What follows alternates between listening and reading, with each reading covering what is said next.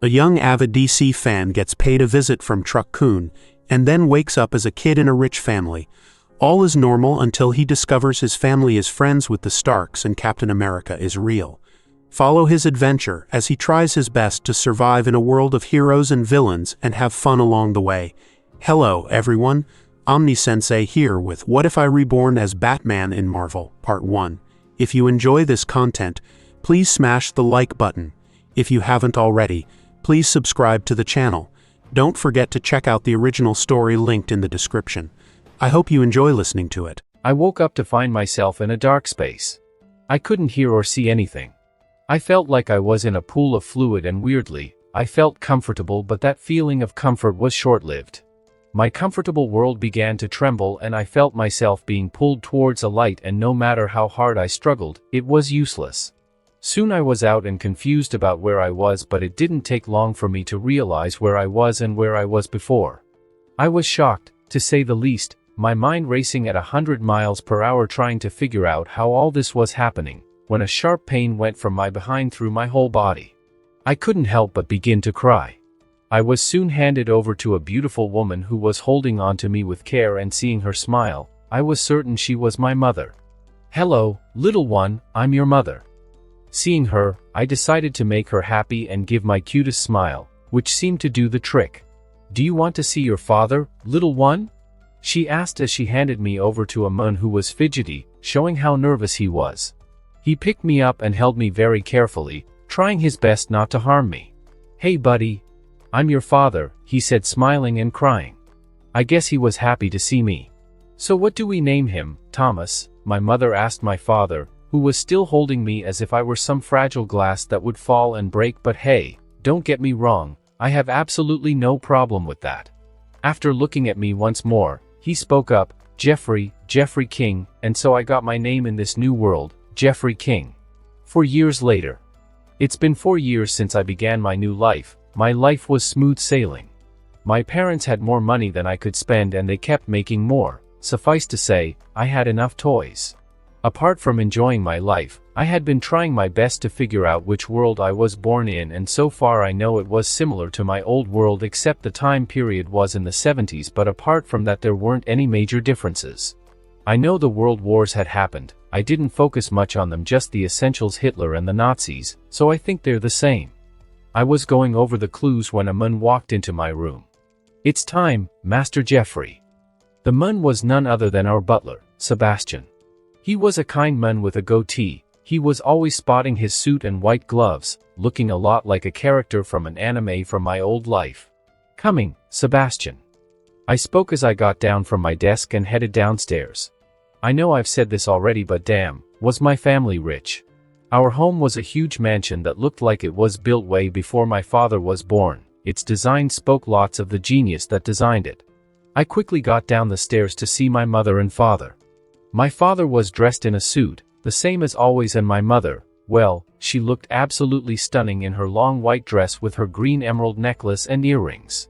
"Are you ready, Jeff?" my mother smiled as she stretched out her hand. I reached out for it and walked beside her. "Yes, Mom." I smiled back at her. "Hey, aren't you going to greet your old man?" My father came up to me, ruffling my hair even though he knew very well I hated it, so in revenge I turned, ignoring him, but after receiving some chocolate, all was forgiven. What can I say? I love chocolate. We got in the car and headed off to my father's friend's place for dinner. He had been talking about this friend of his for a while, and today was the day I got to meet the famous Howard. "You're going to love it, Jeff. They have a son your age as well." I smiled. I wasn't looking forward to it that much, though, as I still kept my memories from my past life. I was technically 32. So kids my age didn't really make good companions. "Yeah, I heard Tony is a little genius just like you." Alarm bells began to go off in my head. Howard, Tony, nah, it couldn't be. Just then we arrived at the place, and when I saw the moon in front, I was stunned because he looked just like Howard Stark from the Peggy Carter series. At that moment I knew what world I was in. It was a world of aliens, mutants, gods, and mad titans who wipe out half the universe because they are not fans of overpopulation and have a crush on death. I was in the Marvel universe. After going in, our parents left us so we could get to know each other, and I'm not proud, but I ended up just staring at Tony. I mean, what would you do if you suddenly saw a fictional character in real life and a kid at that? I know I'm handsome, but geez, no need to stare. Tony Stark spoke his first words to me, and I was surprised by his choice of words. I know the original Stark from the movie's personality, but I thought as a kid he would be, well, a kid. That's a tad bit narcissistic, isn't it? Tony paused as he heard me, shocked, I'm guessing. Big words, kid. How long did it take you to look that up? Probably less than the amount of time it took you to discover a dictionary. We had a little staring contest and then became best buds, me for obvious reasons and Tony probably because he found someone his age who is his match. We spent the rest of the time in Tony's room just talking and hanging, and when it was time to go down for dinner, we looked like we'd known each other for years, and our parents were happy to see that. As we sat for dinner, I saw another famous person, Edwin Jarvis, the man who inspired Tony's AI in the future. He was just like Jarvis in the series and generally a lovable guy. Unfortunately, like all good things, the night came to an end and we had to go home. Tony and I did promise to see each other more, so there is that. After we got home, I got ready for bed, said good night to my parents, and went to my room, but I was too excited to sleep. I mean, I was a DC fan, but I also watched every Marvel movie and the series just because, but never did I expect to end up here after getting hit by a truck, and the hatred I had held for that truck all these years was finally gone. After calming down, I realized this wasn't all pros and there were cons as well. This was a dangerous world after all. I mean, this world experienced world-ending events on a yearly basis and was filled with men with powers who had god complexes. Thinking all this, I got up, went to my desk and began to plan for my future because I sure as hell was not going to die once more. After that day at the Starks, Tony and I had been meeting up and getting closer, and due to my continued exposure to Tony, I'm glad to say there is a qualitative leap in my IQ. Anyway, after a full month of setting my plans and making sure they're perfect, I had a meeting with my parents. Mom, Dad, I want to learn martial arts. Needless to say, my parents were confused as to where this came from. Son, if you don't mind me asking, why do you want to do this? And so began my BS and my, I'm so cute, don't say no, and it would have worked too if not for my meddling mother. Nice try, but why do you really want to do this? Pouting that my plan failed, I began my pitch to convince my mom to get me a trainer.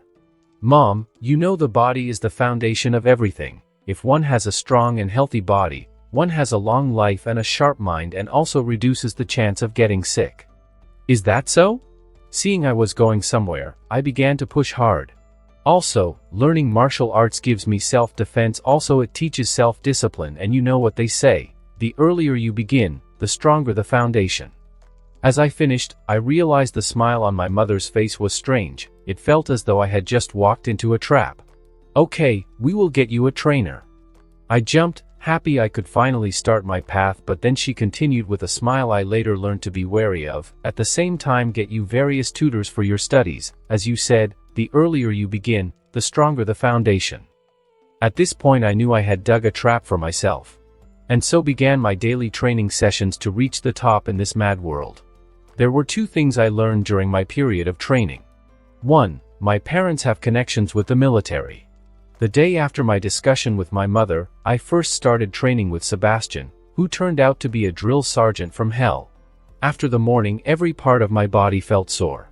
I still get shivers to date when I remember that day. Just when I thought I could take a break, I had to meet my tutors, which of course led to me studying the whole afternoon after the tutors discovered my genius, 28 years of schooling from my previous life. This leads me to point number 2. Training does not get easy as time goes on. You see, when you watch anime or TV series and the main character struggles in the beginning of training, but as it goes on, it seems to get easier and easier, and he even looks cool whilst doing it. Yeah, that's a big fat lie. After my first week I had the same mindset. It turned out what I was doing before was just prepping. At that point I was just about ready to quit, but one look from my mother and I knew there was no way out. I did have some good memories apart from the torture. I met Peggy Carter, who is an excellent marksman and even greater teacher, and some members of the Howling Commandos, who taught me a whole slew of things, from boxing to judo, even survival in the wild, which involved staying in the woods for a month without any prior preparations on my side, but that's another story. On another note, I became closer with Tony and even made a new friend, Rhodey, after we met. It didn't take long to see he was basically what kept Tony from trying out any random crazy idea that popped into his head. Now don't get me wrong. I tried, I really did, but Tony can be, what's the word? Yes, persuasive. So the years went by with us being close friends. Also, as a perk of being with Tony, I had invented some really cool gadgets, which were inspired by the movies and comics I used to read in my past life. Now I can guess what most of you are thinking. I should get the super soldier serum. Yeah, I tried. Let me tell you something. I don't know what kind of dogshit luck the main characters of fanfics in my previous life had to stumble upon whatever they needed. I had searched the entire Stark household and my own just in case, but nothing, zero, nada, zilch. Something good came out of it, though. I managed to rummage through some SSR files and I could confirm my parents were a part of it. Anyway, this was how I spent my years until one night when I was 10 years old. I was at Tony's with Rhodey. We kept talking about any random thing that popped into our heads when we heard a loud explosion, and out of reflex I turned to the source along with Tony and Rhodey, and the sight I saw was one I would never forget. My house was on fire. Without a second thought I ran out and headed straight for my home. I arrived just in time to see a suspicious person riding away on a bike. Seeing this, I wasted no time firing at the bike with my homemade tracker gun, which hit his tire but caused no damage. Paying no heed, I rushed and tried to enter my home but failed. I could barely see through the flames, but what I saw was going to give me nightmares for the rest of my life. My mom lay there dead with bullet holes in her and blood flowing from her mouth. At that point I knew what one of the heroes in my past life said: I wish I was faster, but unlike him, who couldn't do anything, I could go to my backyard. I moved a stone to reveal a secret room, which held my gadgets I had made over the years. Looking at my screen, which revealed the location of the perpetrator, whoever they were going to pay. Following the trail, I was led deep into the woods, where a base stood. In my free time I had been going through my dad's documents, so I knew that the base before me was not authorized. I went upon a hill close by. Using my binoculars, I was able to look into the base, and lo and behold, they were none other than Hydra remnants. Upon an even closer inspection I saw another character who made his appearance on the big screen in my past life. The Winter Soldier, Bucky Barnes. At that moment I felt what Tony felt during the Civil War. I was livid and I wanted him dead. I calmed down after thinking things through. Killing him was of no use, as first of all he wasn't even conscious, and so the target of my hate was moved onto the one who ordered the hit, who, if my suspicions were correct, was in the office Bucky just came out of. My parkour skills came in handy as well as my military training, and I was able to sneak into the base undetected. Sticking to the roofs, I was stealthy as a ninja, avoiding all gazes. I headed to the office. Of course, I planted some explosives on the way. What? I'm not just leaving here after killing the guy, I'm leaving with a bang. Finally, after my hard work, I managed to sneak into the office through the window. Before me stood your stereotypical villain, wearing his uniform with his twirly mustache and long silk hair, along with a face that looked like, you know what, that's enough of a description. I snuck up behind the mon who was facing a board with pictures. I took a peek, and what I saw sealed his fate. There was a picture of my mom and dad crossed out, the ink still wet. Wasting no time, I came up to him and slit his throat Assassin's Creed style. As I watched him fall gurgling blood and holding his throat, I stared him down and wanted to say something, but what came out wasn't words but all the food I had eaten earlier. Okay, it was my first time killing someone. I had killed animals in my wilderness survival, but this was different. After a few minutes I got a grip, and just in time too, because the agents were rushing to the office with guns. I didn't know how they found out so quickly, but I wasn't going to stick around and ask them. Jumping out the window, I made a break for it, activating all the bombs I had set before. The chase was intense, but I made it. Well, I thought I did. When I landed outside, I was face to face with the Winter Soldier and a short fight occurred, of course, the result being me having my arse handed to me. I won't elaborate more. I managed to escape still and headed back to my home, what was left of it anyway. The ride back was enough to take away the rush. I had revenge, but I did not feel any better. My parents were not coming back. I would never hear my mom scolding me or my dad cracking jokes. The reality hit me like a ton of bricks. I arrived at the scorched remains an hour later. It had begun to rain and the rain doused out the flames. In front of the building stood Sebastian out in the rain holding an umbrella. Seeing him, I couldn't hold back and rushed into his arms to begin crying. All the tears I had held in came pouring out, and there we stood, a boy and his butler, alone in the rain. A lot happened that day, but one thing I know for sure is a part of me died that day. The funeral was a week after. A lot of dignitaries appeared to give their condolences. I just gave them the minimal amount of respect, nothing more. Tony and Rhodey came over to comfort me. I initially attempted to get away from them, but they wouldn't budge, and so I wore a mask, one I have worn every day since then. I put on a smile. Seeing my smile, they thought they had succeeded and the atmosphere became more lax. The funeral was how you would expect, gloomy and sad. The funeral did not last long. After the funeral, the people that mattered headed to a private room to wait for the lawyer. The people in the room were relatives I had no idea existed, uncles, aunts, cousins, second uncles, and the like. I was seated at a corner by myself watching the family interact with one another when someone headed my way. It was a young girl around my age. She was dressed in a black straight dress, and she had a freckled face, gray eyes, and brown hair that went down to her shoulders. "Hi, I'm Catherine King, but I prefer Kate."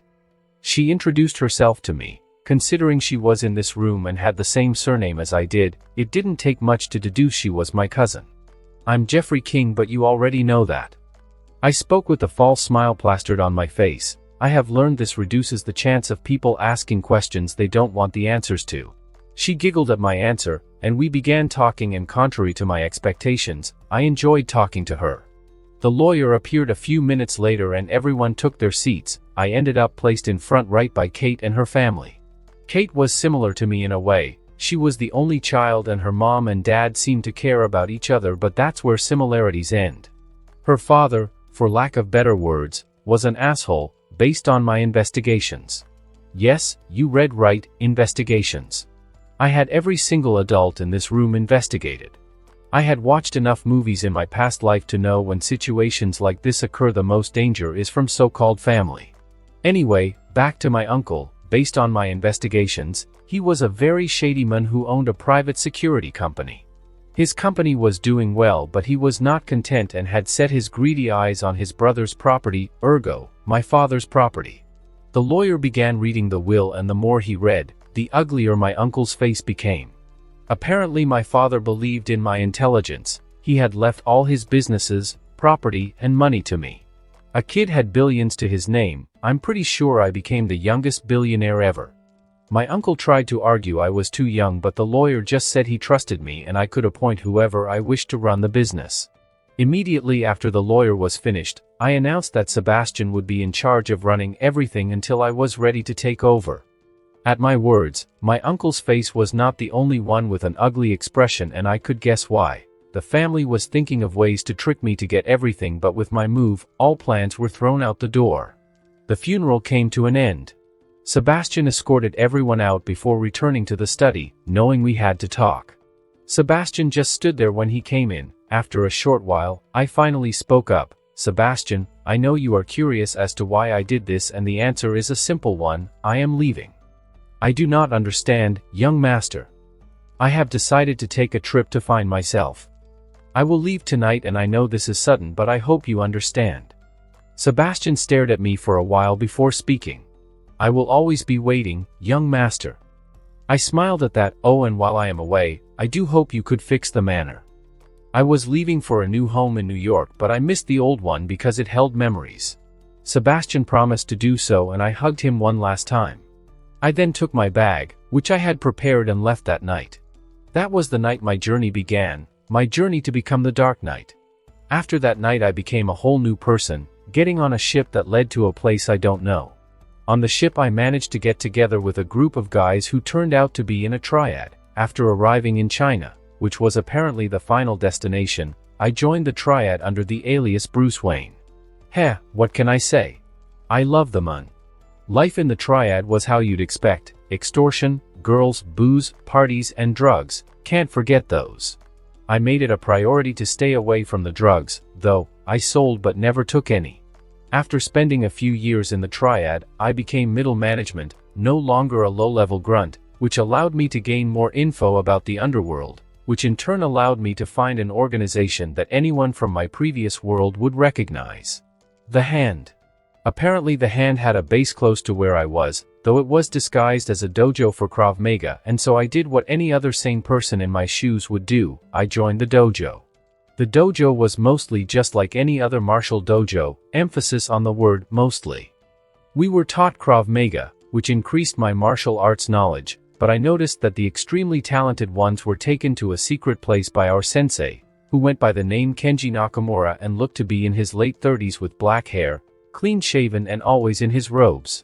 After studying as much as I could about the place, I decided it was time to move into the inner circle. I began to reveal my true skill bit by bit, which earned me the attention of Kenji, the sensei. After training one day, he called me aside and told me what we were learning were the basics and the true martial arts were only taught to the talented ones, and he could see potential in me. The next day I was moved to the secret place, and this was where the difference began to show. In the new place we weren't only taught better Krav Maga and other martial arts, we were also sometimes given special tests like tailing one of the teachers without being seen or stealing from the teachers and returning without being caught, and just like the previous place, the best of the best were taken someplace else, which I assume was the Hand's main base of operations. After 6 months of learning all I could from the place, I got selected to move to the main base. I went on to bid farewell to the friends I had made in the triad before joining a ship, which took us to Japan. The journey to Japan was surprisingly longer than I thought it would be. After a month and a half, we arrived in Japan, home of manga and anime. When we arrived, we were quickly moved to a place that really began to give off that whole ninjas who lurk in the shadows vibe. The place was hidden in a mountain, which was extremely difficult to trek. After passing through a waterfall, we discovered the hidden hideout. The place was riddled with ninjas who dressed exactly like how ninjas in TV shows did. We were led down a winding path to a place where we would train. I began to make friends with some of the people there. One was even an African American named John Lewis, although I didn't know if he was using an alias just like me. The training here was intense. Apart from martial arts, we were also taught how to use a variety of weapons, from swords to shurikens. I patiently learned for months until I began to notice something strange. After every month they would come take a number of people for a week, and when they returned there were subtle differences. After thinking for a while, I finally remembered the Hand had a hypnotizing policy. Oh shit. I mumbled to myself. I knew I had to escape, as the only way I would learn more was if I fully joined them, and I wasn't planning on doing that, but after careful consideration I realized it was next to impossible to escape on my own, and so I told John about my discovery. Of course, he did not believe me at first, but after showing him evidence, he was on board. We also got a few more people to join us in our escape. After a whole week of planning, we were confident we would escape. We had been working and planning out our plan, and it was finally time to implement it. It was lights out and time for all unhypnotized recruits to go to bed. The torches all went out and I could barely hear their footsteps even with my trained hearing leaving. I made sure they were all gone and then snuck out, just in time to see my partners in this escape. Before tonight we had monitored the ninjas and had realized we weren't left alone to sleep but were checked on every hour. We quickly made our way through one of the hallways, our steps quick but silent. We made our way through the hallways, avoiding every guard we could and killing the ones we could not. Soon we arrived at where we normally trained. One of the escapees noticed there was an entrance hidden here during our training, and so we had set it as our escape route.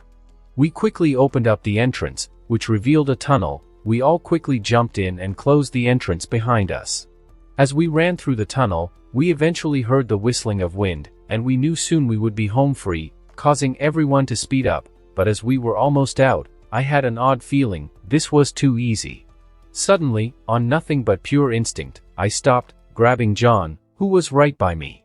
Just as John turned to yell at me, the four who stepped out had countless shuriken and kunai embedded into them. Everyone took in a sharp breath when they saw what happened to the ones before them.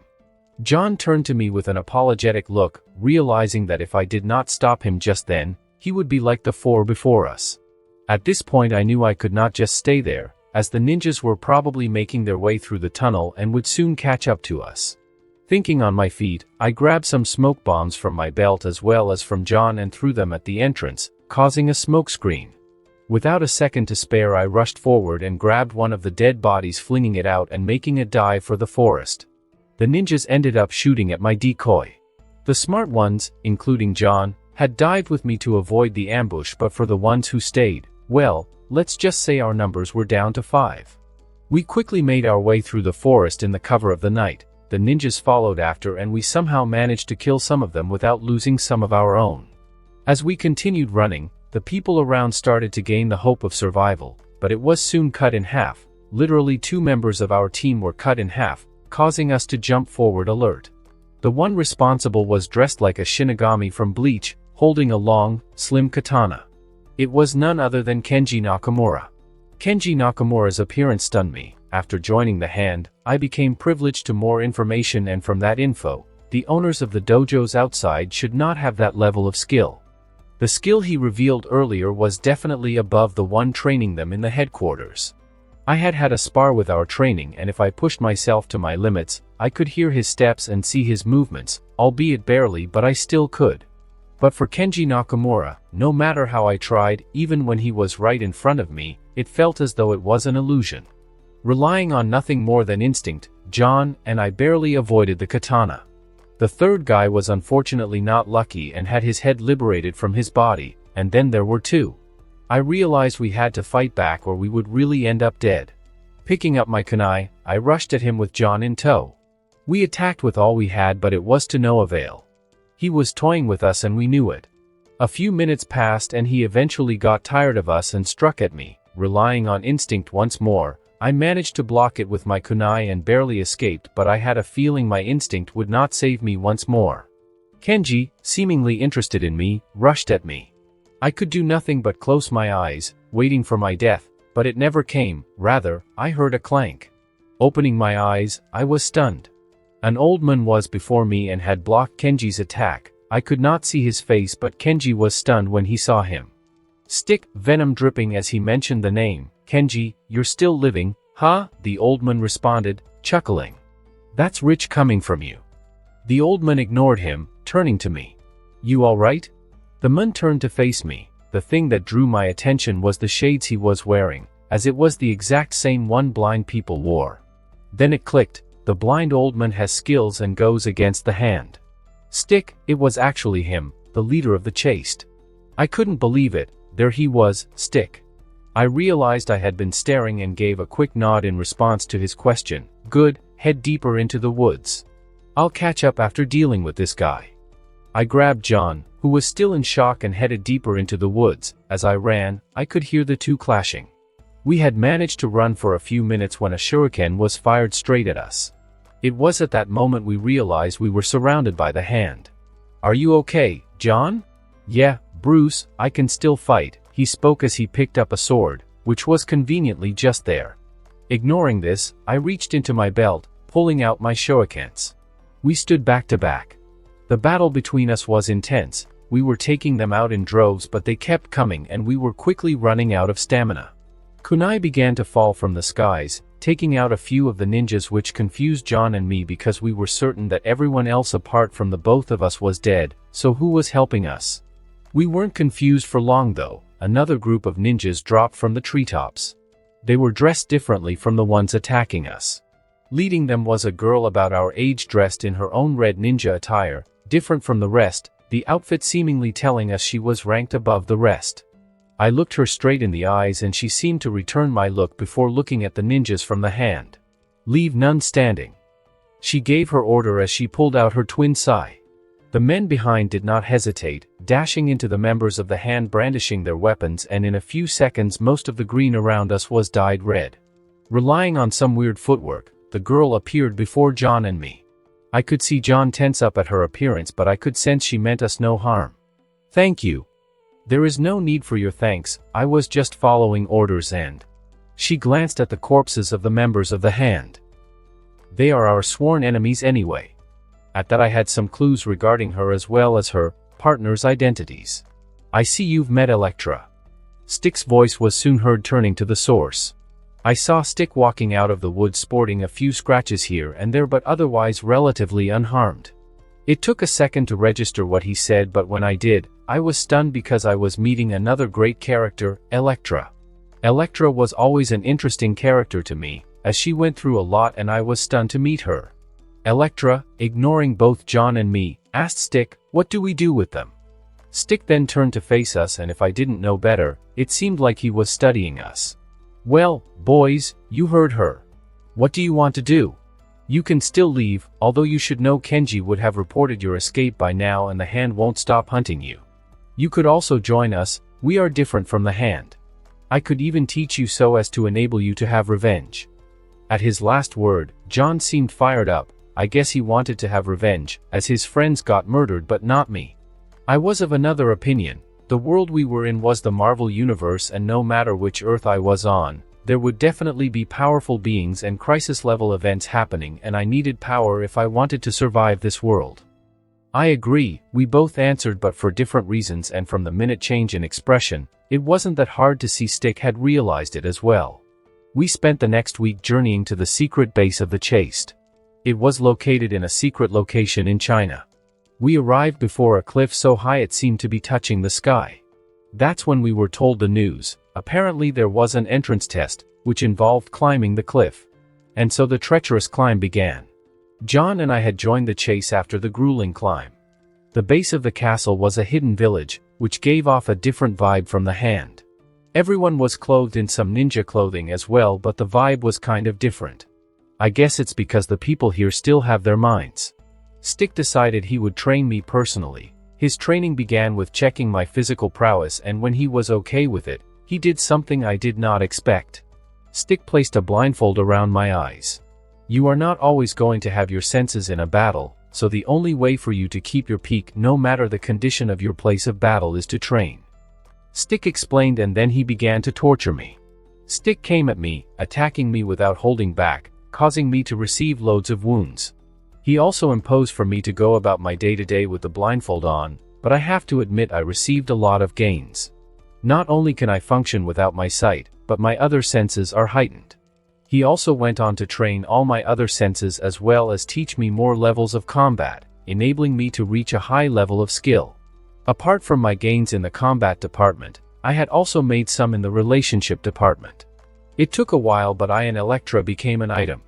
Electra was a great girl, but I remembered that she later went on to join the Hand, which caused me to refrain from revealing my true identity to her. Apart from that, we were pretty close. The years I spent in the chase were lax, going on a few missions here and there with either John or Electra, making out with Electra. Life was good, but like all good times, it was coming to an end.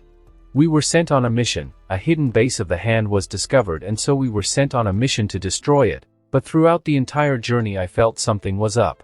I didn't know what it was, but I felt something was wrong. Looking around, I saw Electra had this apologetic look in her eyes when she looked at me. I was deep in my thoughts when John came up to me. "Bruce." "Yeah." I turned to him, momentarily forgetting my thoughts.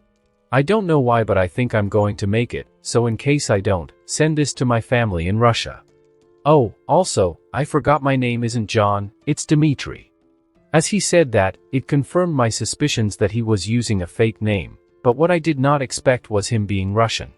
He shoved the letter into my arms and I wanted to refuse, but something told me that he wasn't going to make it out, and the next second I knew why. It was an ambush. We were surrounded by an army of ninjas. The Hand knew we were coming, and when I turned to Electra, I knew why. She had turned over to their side.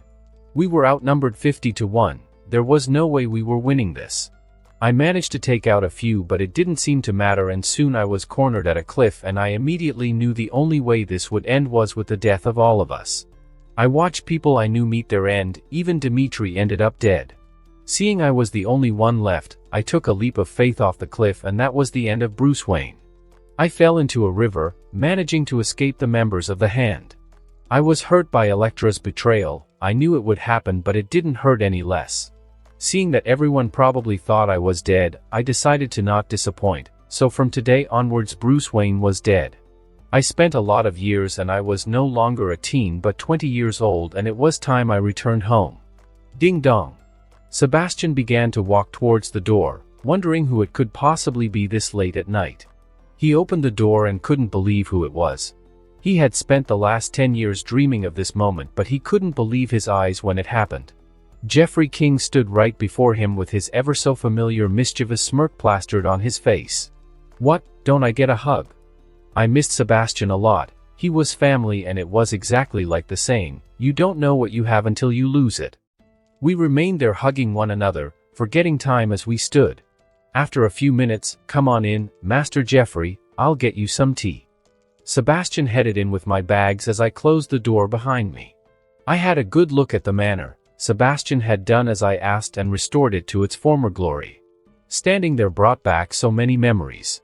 I was lost in my thoughts when Sebastian brought a cup of tea, and with just a sip, I was back in the river of memories. I remembered having tea and listening to my dad's exaggerated tales and my mom's sweet smile. All those memories brought a tear to my eyes. "Are you okay, Master Jeffrey?" Sebastian asked, his concern clear in his eyes. "It's nothing, Sebastian. I'm just happy to be home."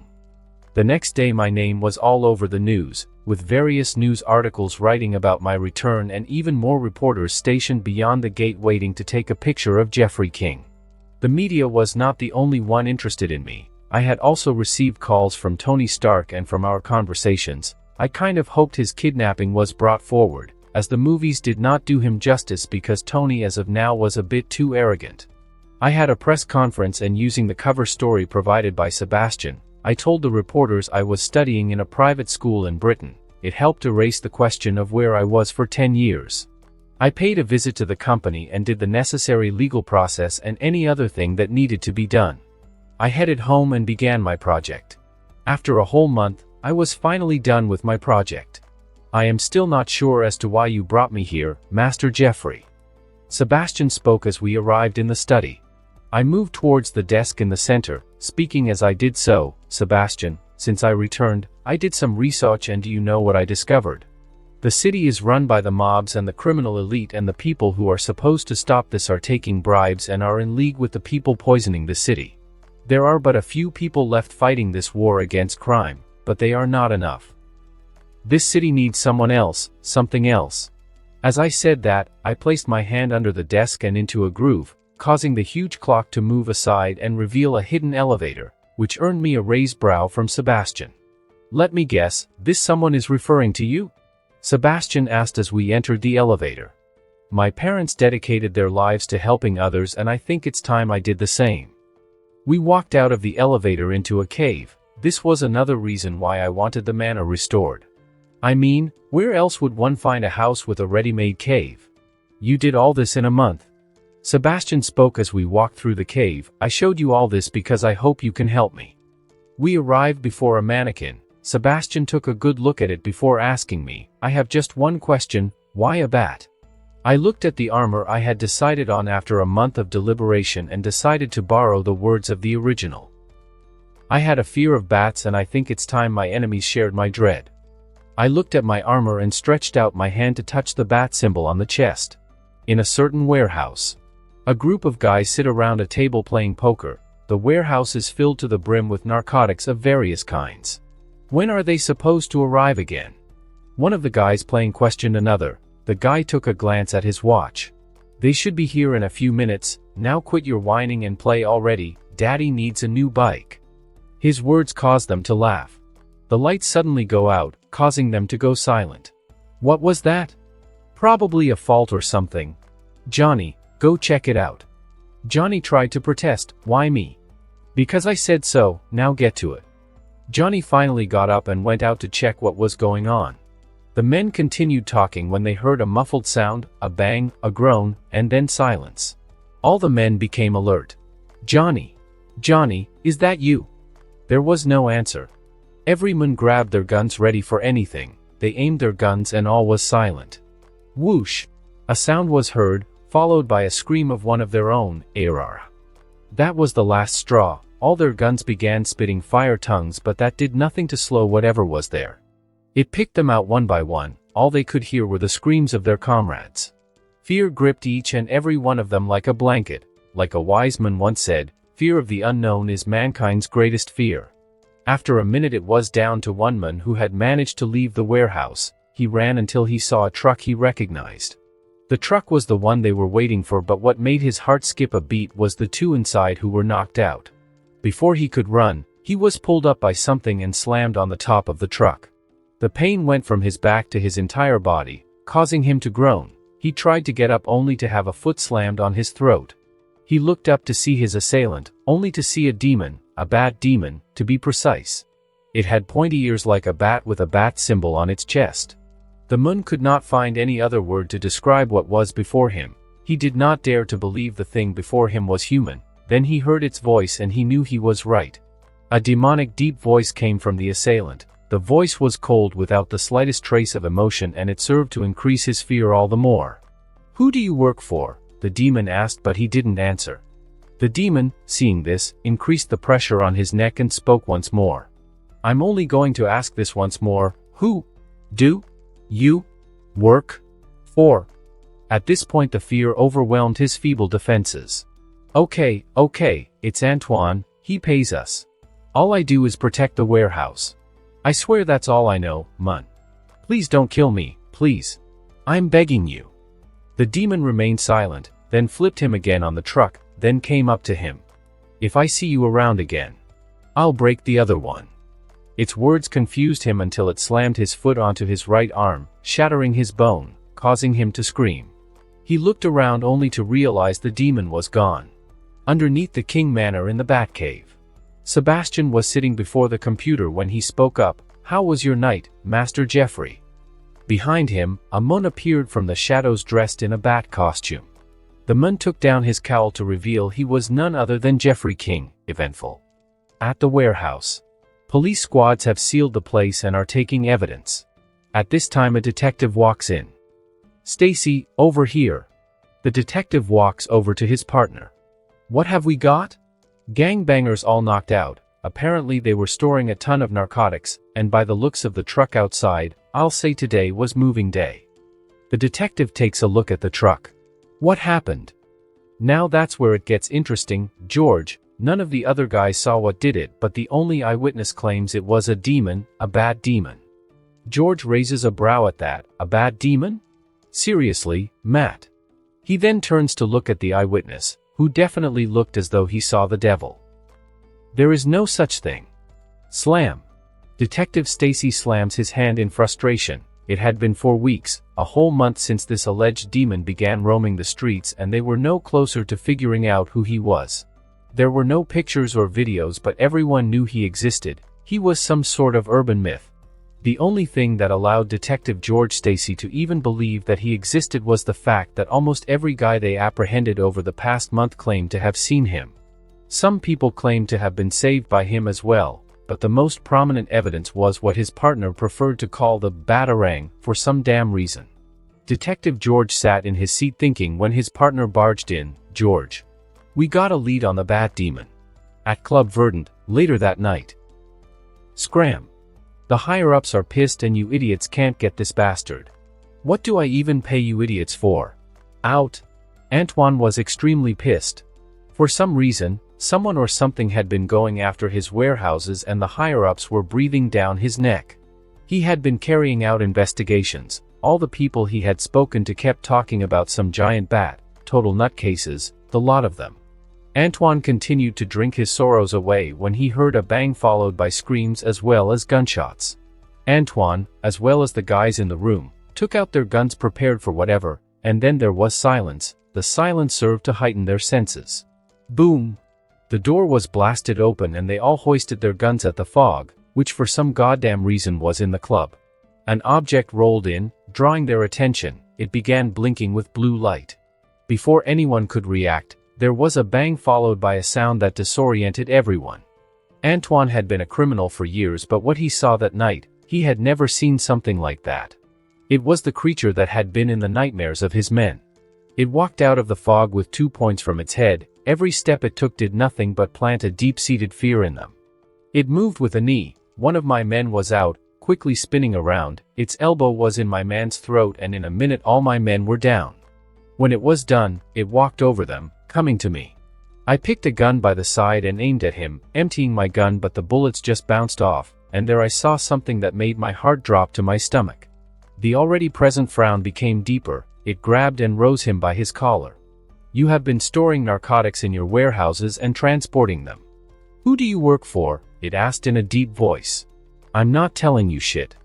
I spat in its face. It actually messed up my business and dared to question me.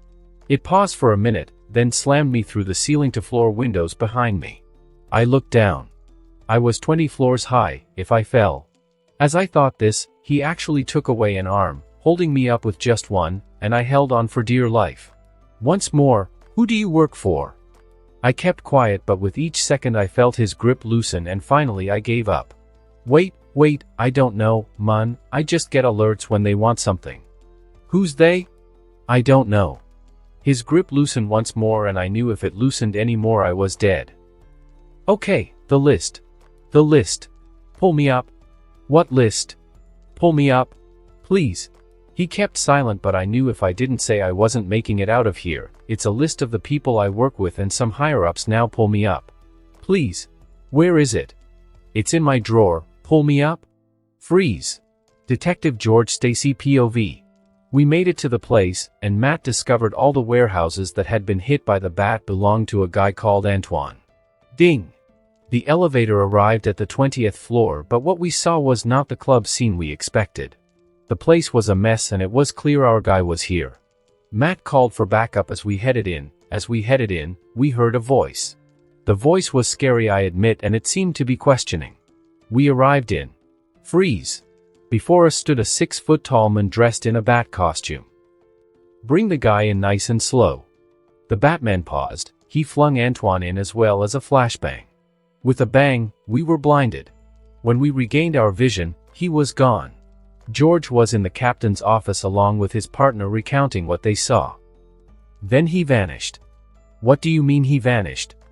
the captain asked. He had listened to the story, but all it did was leave him with more questions. "I mean, he vanished, there was a bang and then he was gone." The captain held the bridge of his nose as he heard what they just said. "At least we have confirmed. Okay, we are leaning more to him being human, and we have a drawing of him."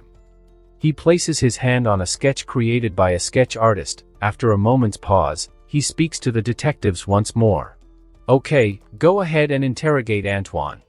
I want to know who this Batman is. Maybe he can give us a clue as to who he is or what the Batman was after." George and his partner moved out of the office and headed to go interrogate Antoine.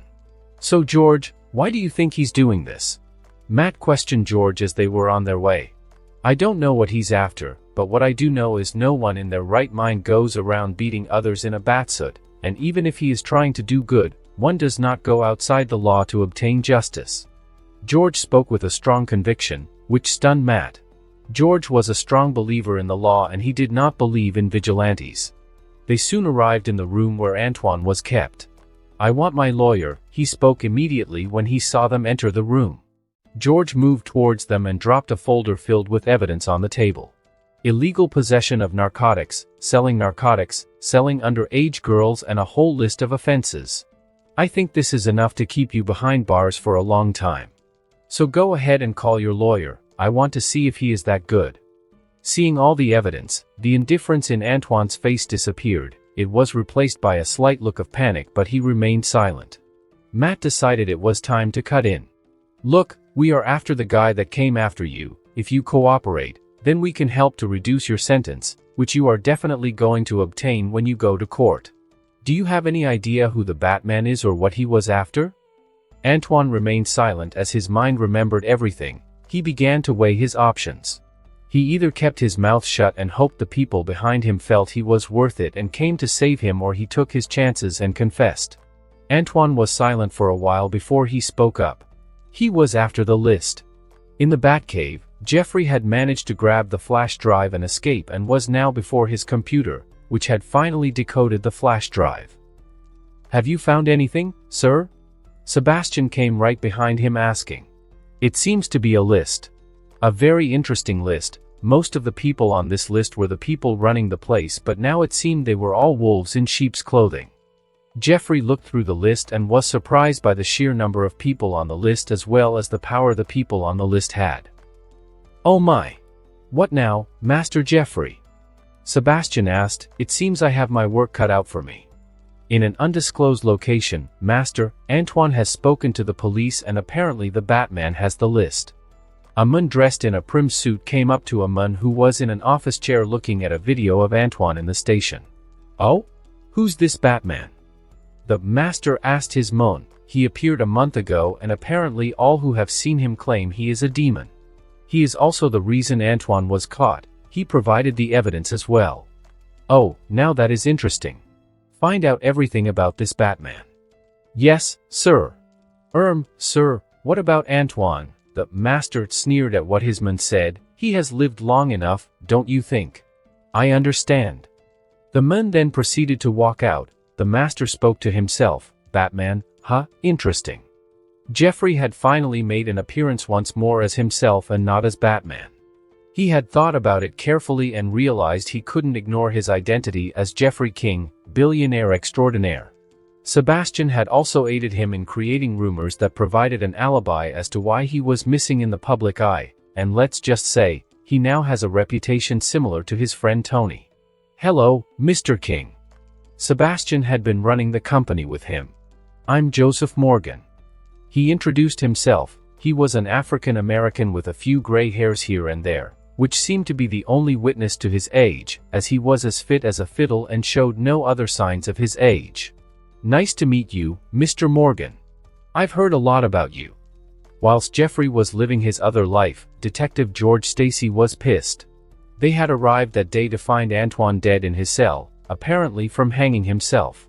George did not believe Antoine killed himself, not one bit. He was sure he was murdered because if the information he gave the day before showed anything, it was that the people behind him were the ones running the show. George would bet his job that this was a murder and someone had ordered the hit. George moved to the captain but the captain wouldn't hear it.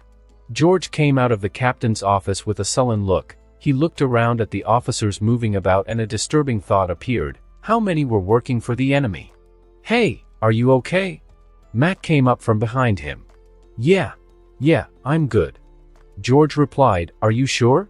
Because you don't look good." George paused for a moment before asking Matt as he began walking to his office. "Hey, do you believe he did it?" "Huh? Antoine, something just isn't right. Why did he do it?" Matt paused, hearing that. "Who knows, man." "Wait, don't tell me, you think?" "Yeah, it was a hit." George interrupted and seeing Matt was about to speak, he continued, "Think about it. He just gave up information yesterday so as to have an easier sentence and I'll be damned if I believe we confiscated his entire wealth. Guys like that always have a hidden stash. Now a guy who is looking forward to a lighter sentence as well as his wealth when he gets out doesn't just kill himself." At this point they had arrived at their office and Matt began to think of what his partner just said. "Okay, if you're somehow right, then that means we have a mole." Matt finally spoke up but George shook his head to disagree. "Not a mole. With the scale we have seen, this isn't some small-time gang. This is a mafia, a syndicate. Even now the question is how many are with them." At this point it finally hit Matt, as he looked at the officers in the building, saw just how terrifying their opponent was and all he could say was, "Oh shit." At the Batcave. Sebastian was watching Jeffrey as he modified a car. The car was a prototype developed by the tech department of their company and for some reason it was here in the Batcave being modified by one Jeffrey King. Jeffrey stood up smiling after he was done and began to introduce his modified car to Sebastian. Bulletproof, heat-resistant, a whole array of weapons hidden in it, an AI that can give Jarvis a run for his money, capable of maneuvering almost all terrain, and a whole slew of other improvements but the most impressive thing is it goes from 0 to 900 in 3 seconds. "Why did you do this?" was the first question that popped into Sebastian's mind. "Oh, you know us billionaire vigilantes, we love our toys." Jeffrey as he looked at his Batmobile. Jeffrey was getting annoyed, pissed even. For the past month the Batman had been going after the people on the list and the more he did, the bigger he realized all this was. First of all, the people he went after were way high up and had too much say in how the place was run and yet none of them was the man in charge and all that meant the man in charge was bigger than he initially thought. The real kicker, on the other hand, was that the NYPD had just issued a warrant for his arrest. The Batman was now a wanted vigilante. In front of the police station. We hereby declare that the so-called Batman is a danger to this city. He is to be considered armed and dangerous, and we, the NYPD, will not condone any form of vigilantism. We, the NYPD, hereby issue an arrest warrant for this so-called Batman. The captain spoke to the journalists gathered at the press. Immediately after the captain was done, a journalist asked a question. "Captain, does that mean you are confirming the rumors? Is there really a demon bat in our city?" "He is no demon, he is but a man in a bat costume, and as I said earlier, he should be considered armed and dangerous, thank you." The captain then left, ignoring the many questions from the various reporters. Detective George Stacy watched the entire thing. "This doesn't feel right." Matt turned to him. "What do you mean? First you wanted to catch this guy, now you don't? Don't get me wrong, I don't condone the Batman, but he has helped us in bringing down the guys at the top, even bringing down some corrupt cops, but most of the officials haven't been charged, and we don't go after the crooks we found by Batman. It just doesn't feel right." Matt paused.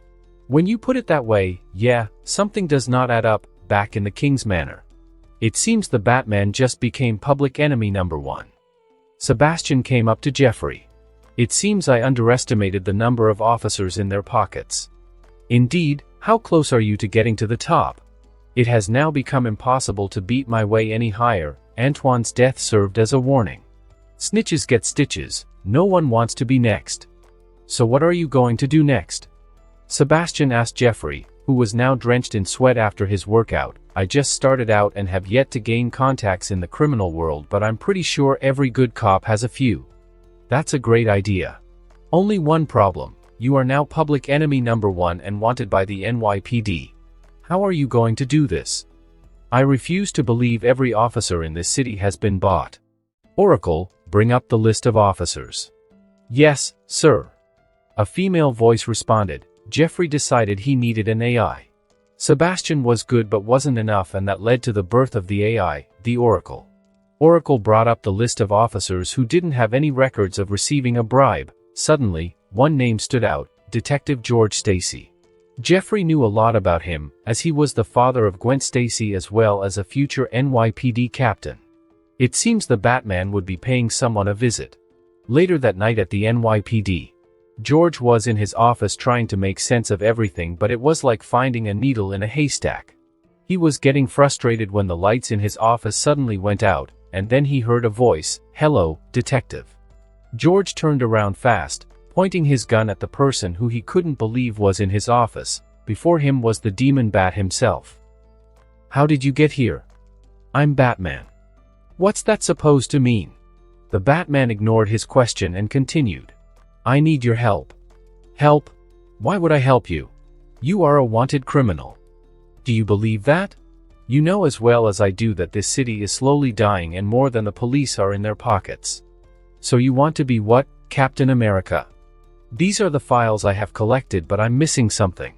The people won't talk after what happened to Antoine, but I have figured out something. None of them know more than what they should, almost like terrorist cells. There must be a link between them, but I can't find it.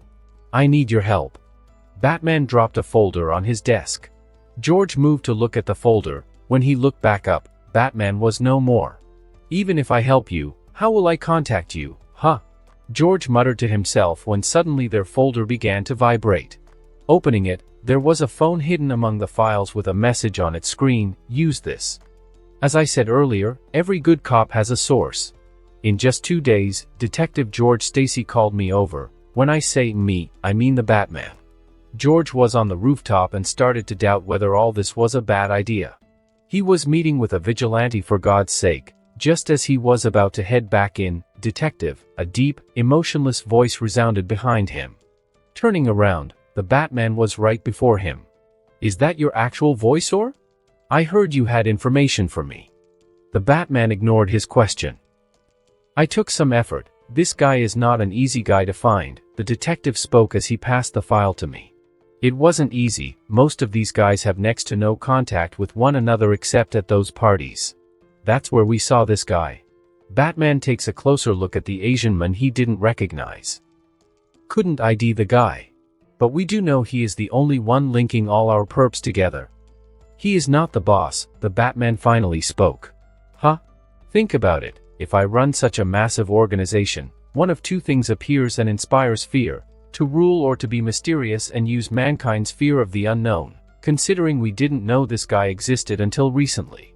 George interrupted, they're probably the latter. Do you have any more information? Back at the Batcave. This just keeps getting more interesting. Sebastian spoke up after reading through the file, so what are you going to do now?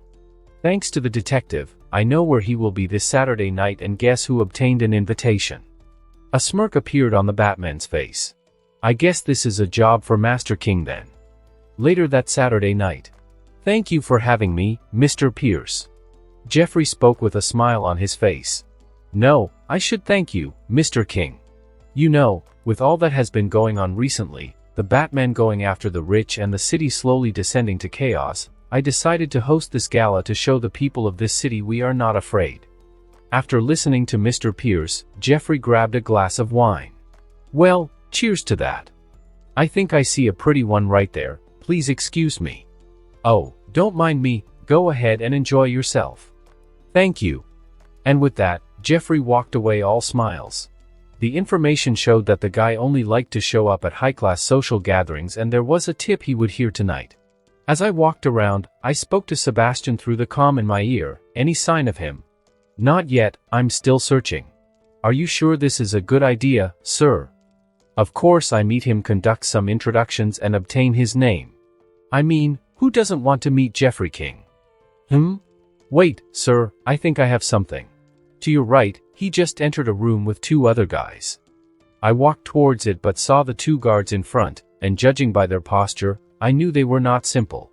I stopped, grabbed a drink and headed off to a corner. Sebastian, there are two guards in front. I can't get close. Can you pull up the audio feed? I thought you'd never ask, and with that I was in. Mysterious guy, MG, Collins, see, nice to see you, Mr. Cheng. MG, good to see you too, Collins, but I'm sure you didn't call me over to say hi. C, yes, of course. I remember when we first met, the master told us to look for a certain something. MG, you have a clue as to where it is? C, I have something. There was a short pause. MG, and what am I going to do with this? C, that has information on who has what you're looking for. He is a collector of sorts. Hearing this conversation, I knew I had to go in. I made my way to the roof. As I arrived, Sebastian questioned me, what are you doing? Making an entrance. After changing into my batsuit, I jumped down with my grappling hook and fired a flashbang into the office. I jumped in right after to grab Collins, but the so-called Mr. Cheng got away and I had two guys to deal with. The two rushed at me and we began fighting. I was impressed by their skills. They were definitely better than the street thugs I had been up against recently. They even managed to land a hit or two, but I'm Batman. A/N. Before I continue, I know there is no way the Batman would be this weak, but I want this to be like his earlier years, so yeah, he will make a few mistakes and be human, but he will improve, eventually becoming a monster like the original Bat. I took out the guys when I heard the sound of an engine. Looking out, I saw a black car leaving. It didn't take much to know who the hell was in there. Pressing a button, I took a leap of faith, and as I got increasingly close to the asphalt, a sound came from behind and I knew my ride was here. I landed right in my Batmobile and gave chase. There were a bit too many cars and I might lose him. I activated a feature and the car shot a few grappling hooks. I allowed the people of New York to see something they wouldn't forget anytime soon. I mean, how many times do you see a car driving up a building? The Batmobile was speeding on the buildings, chasing after Mr. Chung, who had begun to fire at the car. The commotion was enough to draw the attention of the NYPD, who were now rushing to the scene. The car took a turn heading down a less busy route. Seeing this as an opportunity, Batman fired at the car's wheels, causing an explosion, which in turn caused the car to flip over. The Batmobile pulled up by the car. Bats jumped out and began to walk over to the wreckage. Just as he did, he spotted Mr. Cheng making his way out. He stopped and took a good look at him. Mr. Cheng did the same before speaking out, so you're the Batman. Hee, my master has been interested in you lately. Who is your master?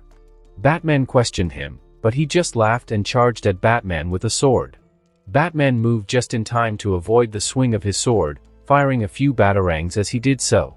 Chung was skilled enough to block each one with his sword. At this point Batman's scowl became more evident, and the feeling that he wasn't just against street thugs increased. He rushed at Chung, delivering a roundhouse kick to his head. The two continued to exchange blows with bats, using his braces to block the sword strikes. After a few more rounds Batman finally kicked his sword and socked him hard in the jaw. He moved over to continue his interrogation, but the Mun had bitten down on poison and was gone. Batman was stunned for a moment before searching him, but he found nothing. He was about to conduct a search on the car when he heard the sirens. He gave up and jumped into his Batmobile, disappearing, and just like in any good movie, the police arrived just as he left. "Damn it! We missed him," the captain exclaimed, seeing they missed him. When he saw Mr. Cheng's corpse he was shocked and then made a call. "We have a problem." Meanwhile, Batman had returned with the mind to question Collins as to what exactly he gave Chung, but when he arrived at the scene, what he saw was not what he was expecting. Collins was found dead and pinned to the wall with two swords. Just then Batman received a call from Detective Stacy. "We need to talk." In a certain club, a man walked in. He was in a neat suit with a hat covering his face, his appearance contrasting with the sort of people in the club. The man ignored the stares and moved closer to a man who looked to be of importance. "I'm here to see the lady." Hearing what he said, he gave a nod and led him to an office where a lady sat enjoying her own personal strip show. She turned when she heard them enter and smiled. My. It's been a while." The Mun took off his hat, revealing himself to be none other than Sebastian. "Not long enough. Leave." The lady spoke only one word and everyone was gone, leaving just her and Sebastian. "I thought you didn't want to see me anymore after your prince returned." "I'm here for business, Eve. Aren't you always?" She spoke as she poured a glass of scotch for herself. "Want some? Your loss." "I'm here for information." Sebastian got straight to the point. "That's not how this works, Sebastian." Sebastian gave her a look of confusion. "You know, when you contacted us and said, 'Let's form this,' I was first to jump on board, but recently you have been ignoring us." "I've been busy." "Well, the others are starting to talk. They're starting to get ideas. I'll deal with it." Okay, so what do you need, handsome?" "Do you know Mr. Chung? I thought we were letting them be. Things have changed. What are they after?" Eve took a good look at him before placing her drink down. "I don't know what, but I know where it might be. And? Sebastian, you should know this is a give-and-take relationship." Sebastian glanced at her once more. "I owe you one," she smiled and took a chip from a drawer. "Here you go, and don't forget, you owe me." Atop the police building, Batman walked out of the shadows to see George Stacy, who was waiting. "You're here!" George exclaimed immediately he saw the Batman. "You said this was important." "This is it. You are now wanted." Batman just stared. "I already am." "No, you don't get it. When I say wanted, I mean with a bounty on your head.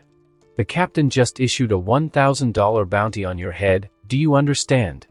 And if that wasn't bad enough, I heard you have a bounty in the underworld as well, a stunning $1 million. Batman didn't show any emotion, but deep inside he was stunned. He wasn't dumb. The bounty was definitely a big problem.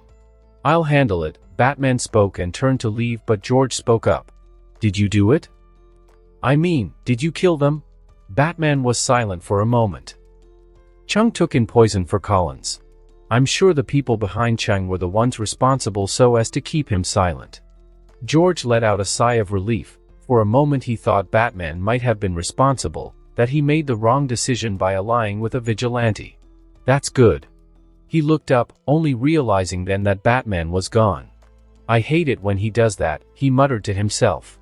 In an unknown building, a man was smashing objects around him. "Damn him! Damn it, damn you, Batman!" One of his managers hesitatingly spoke up. "Master, we obtained the drive, which has information on where it is." Those words managed to calm the man down a bit. "I originally thought this." Batman was intriguing and was even going to extend an olive branch, but the bastard killed Chung. "Find it, and after you retrieve it, we will get this Batman before we go," He will pay for what he has done. Yes, Master. In the Batcave. Batman had just arrived, thinking of the events of the night. Master Jeffrey, you're here.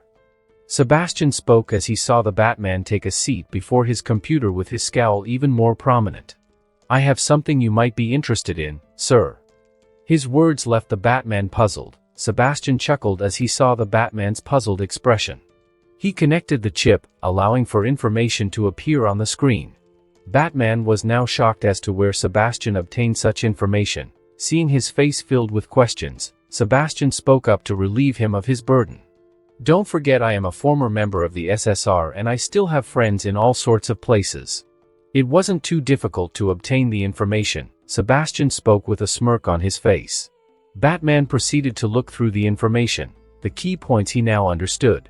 Being what they had was with one Johnson and it would be arriving in the city by the end of the week, giving him some time to prepare for the inevitable battle and most importantly, what they were after was some sort of ring. Jeffrey watched the ring for a while and an idea popped in his head but he quickly dismissed it. At the airport, a man was dressed in a beast hide, leaving his chest bare. Mr. Craven, it's an honor to meet you. Another man came over to receive him. I am here for one thing. The man spoke with a thick Russian accent. Our master has made arrangements. This will be your best hunt yet. Craven sneered. The Batman, huh? I can't wait. Hee hee. Batman was patrolling the city when he tapped into an alarm, discovering a robbery was happening in a bank nearby. Even funnier, it was a bank he owned. The 4 criminals robbing the bank were in ski masks with assault rifles. Suddenly there was a bang, following which a hole appeared in the ceiling, which the bat came right through, nailing a superhero landing Batman style. But the criminals forgot all the money, aiming at him, with some of the hostages also getting up and pulling guns at him. Huh, it worked. You actually came. We weren't sure if it was going to work but we got you, you son of a bitch, the money is yours. Batman dropped a smoke bomb, which blinded the criminals but that didn't stop them as they emptied their guns. Then there was silence with their gun barrels still smoking. Did we get him? One of the criminals asked when a couple of batarangs flew at them as a response. Damn it. He's still alive. Batman moved out of the smokescreen, taking them all down before disappearing. On a rooftop. I take it was another trap, sir.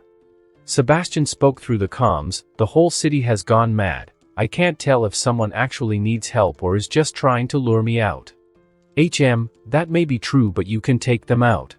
That worries me. The person who did all this knows these people are not enough. I have the feeling that they're plotting something. I don't like the fact that I don't know what. There was a pause after that. I'll see what I can find. In the meantime you need to get to the office. In a certain club. Wow, 2 visits in such a short time, I feel loved. Hello, Eve. Sebastian had decided to visit her once more. As much as I love to see you, I have a feeling you're not here just to see me, are you? I need some information. When don't you? She spoke as she drank a glass of whiskey. I need to. Nah, Eve cut off Sebastian. If you want something, you need to do something for me first. She spoke with a seductive smile on her face. Sebastian held her gaze before releasing a sigh. What is it? Certain technology has been unearthed. What technology? The SSR kind, or what do they call it nowadays? Oh yes, Strategic Homeland Intervention Enforcement Logistics Division. They really need to work on the name. Anyway, a certain group has gotten their hands on that kind of tech and I want it. Saying so, she passed over a folder to Sebastian. He took a quick glance at it. I'll deal with it later tonight. Now the info. You're familiar with the name Craven, yes?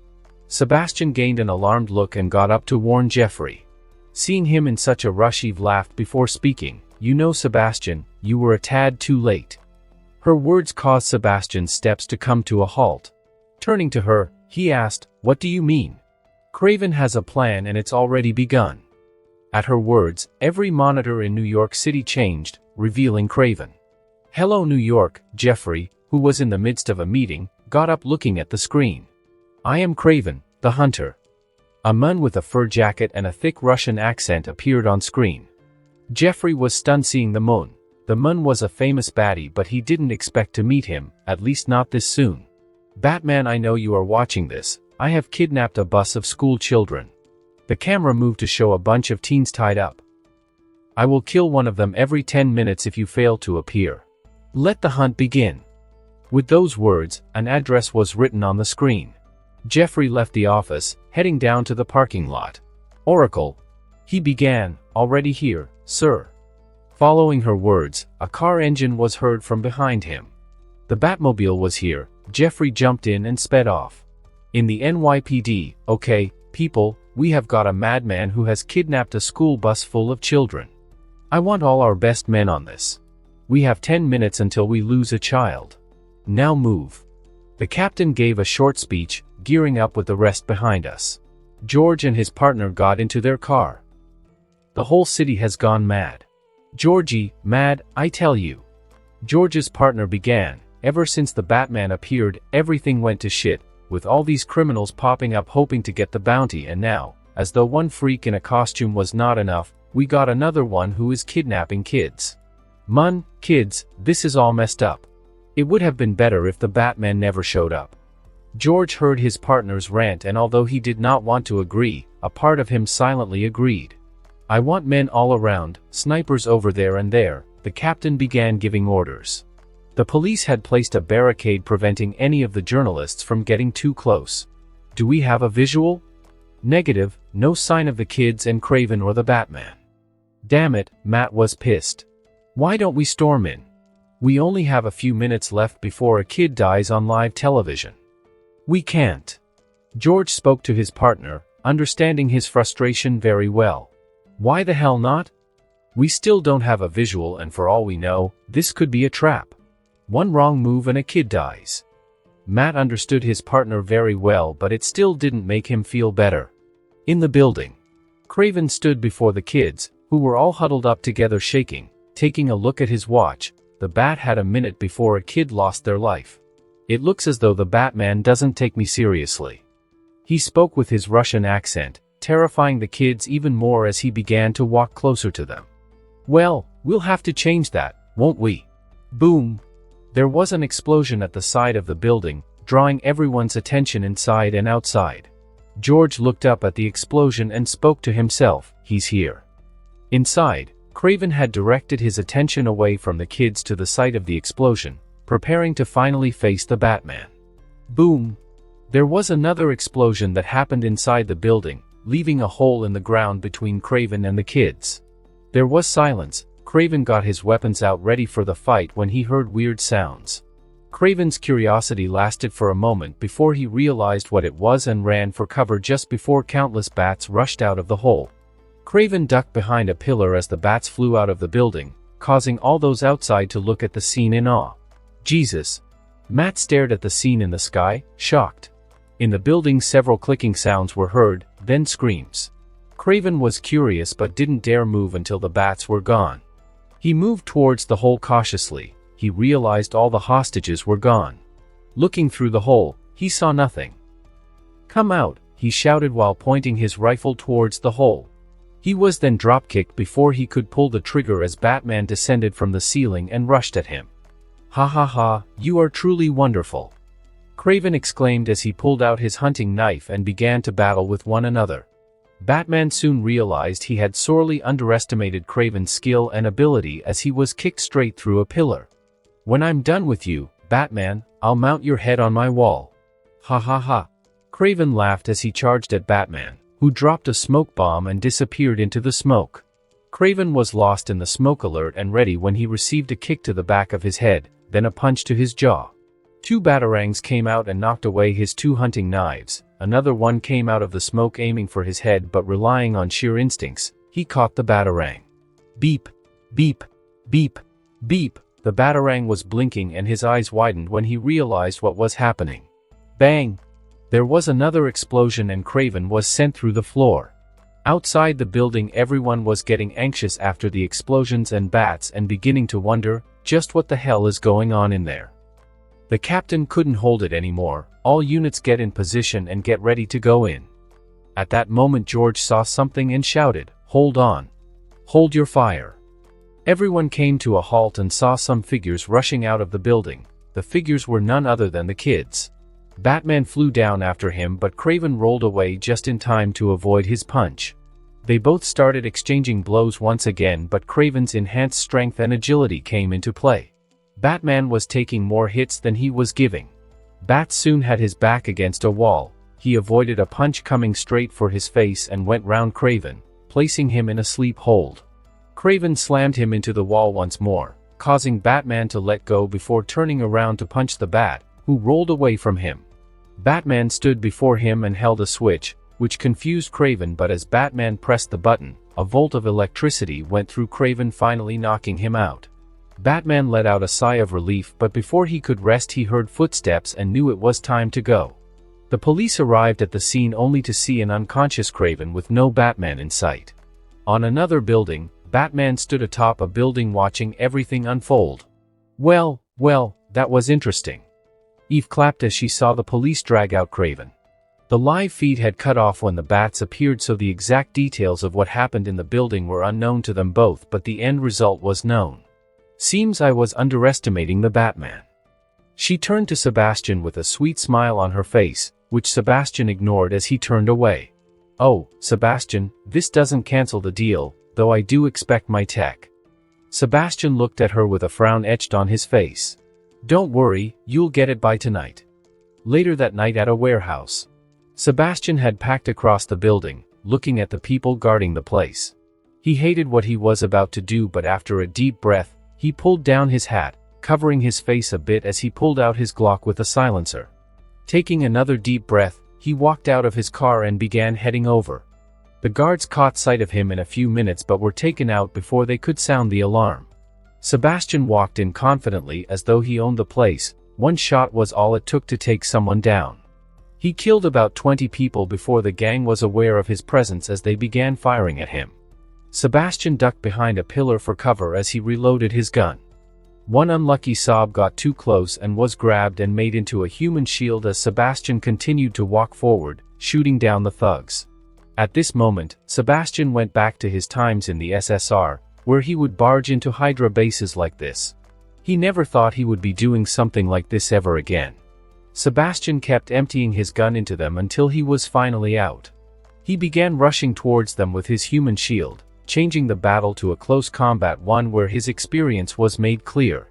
A well-timed kick sent one of them into a crate, turning around to avoid a punch from behind before flipping the assailant and proceeding to snap their neck. Sebastian got to his feet, grabbing an assault rifle from the ground. He looked around, realizing the tech along with the leader was nowhere to be seen. Hearing the revving from an engine, he rushed out right in time to see a car drive by, but with one shot to the tire, the car skidded off and right into the wall. Sebastian then calmly walked over to the car. The leader struggled to make his way out of the car with a briefcase only to come face to face with a barrel bang. With one shot, his life was over. Sebastian went down, picked up the briefcase and left the scene. Matt was with George, reading the newspaper, which was about the events that had just taken place. Can't believe these people, they make it seem as though the guy is some hero. They're even calling him some Dark Knight, the Captain America of our time.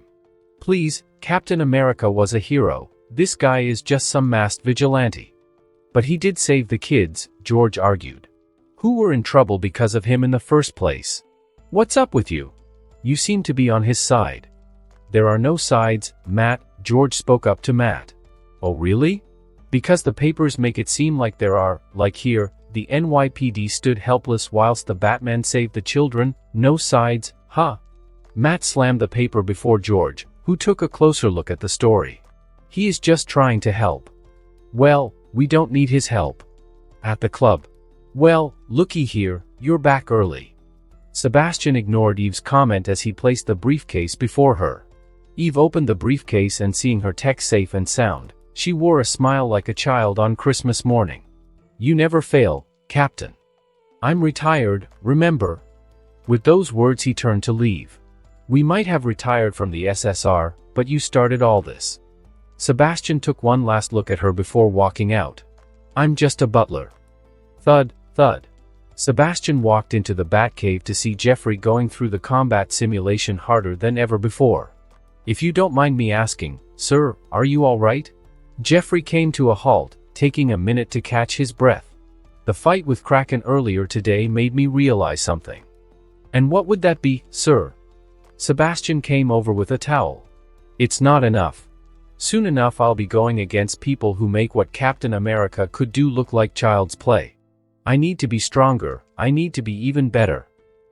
Turning to look at the image on the screen, if this ring is what I think it is, then I need to get even better if I'm going to take him down. How was the meeting, sir? A woman's voice came over from the phone of a private yacht. A man laughed, twirling a wine glass in hand. Great. Of course. Is there anyone in this world who can refuse me? As he laughs, he stares at a ring on his finger. The ring was his most prized possession. He had first obtained the ring by chance, but ever since he found out what it could do, he had never taken it off. With the ring, no one could say no to him. How long till we arrive? A few minutes, sir. Hearing the captain's words, he got ready. As they arrived at the docks, he felt something was wrong. He was ready to head back when he heard a thud. Turning around, he saw his men were down with bullet holes in their heads. His eyes widened in fright as men in suits arrived with guns aimed at him. His back was immediately drenched in sweat and the only thought in his head was, "Is this how I die?" A band interrupted his thoughts as smoke seemingly came out of nowhere, obstructing everyone's view. The men with guns came alert with their fingers on the trigger, ready to fire at a moment's notice. The smoke began to clear, but the one they saw was not who they were expecting. Before them was none other than the Batman.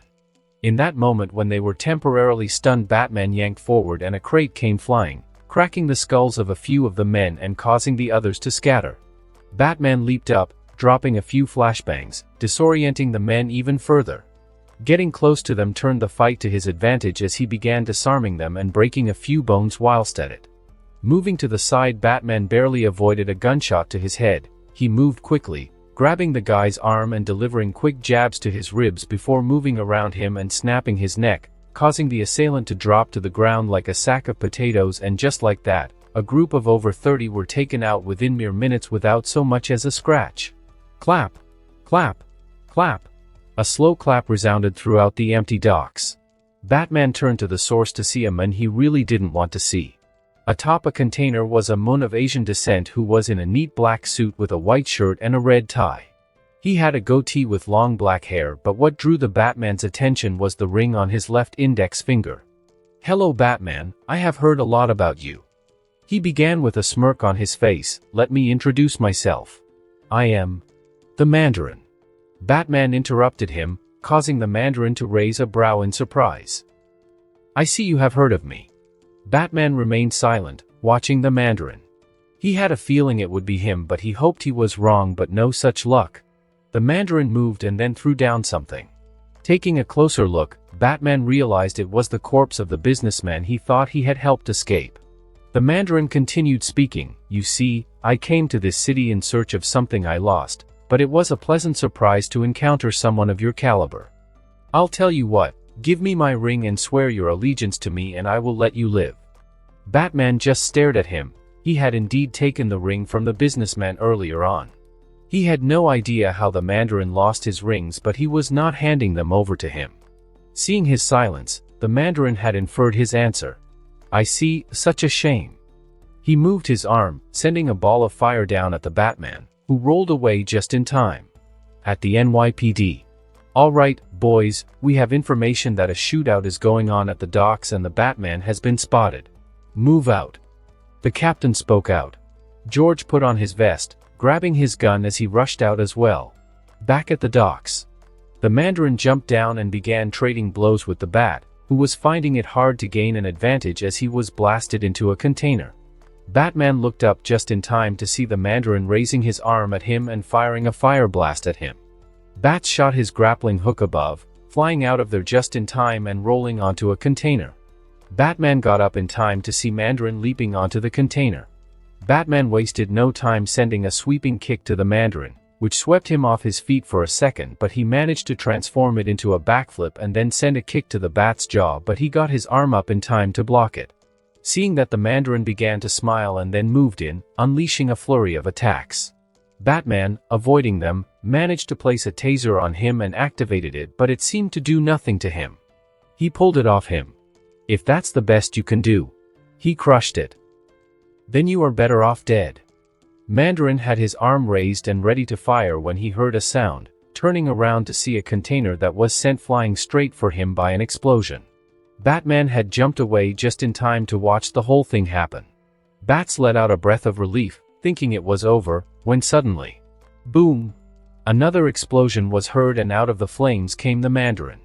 His clothes were all but destroyed, leaving him half naked, but otherwise he was okay. Xianzai was Zhendehenxingqi.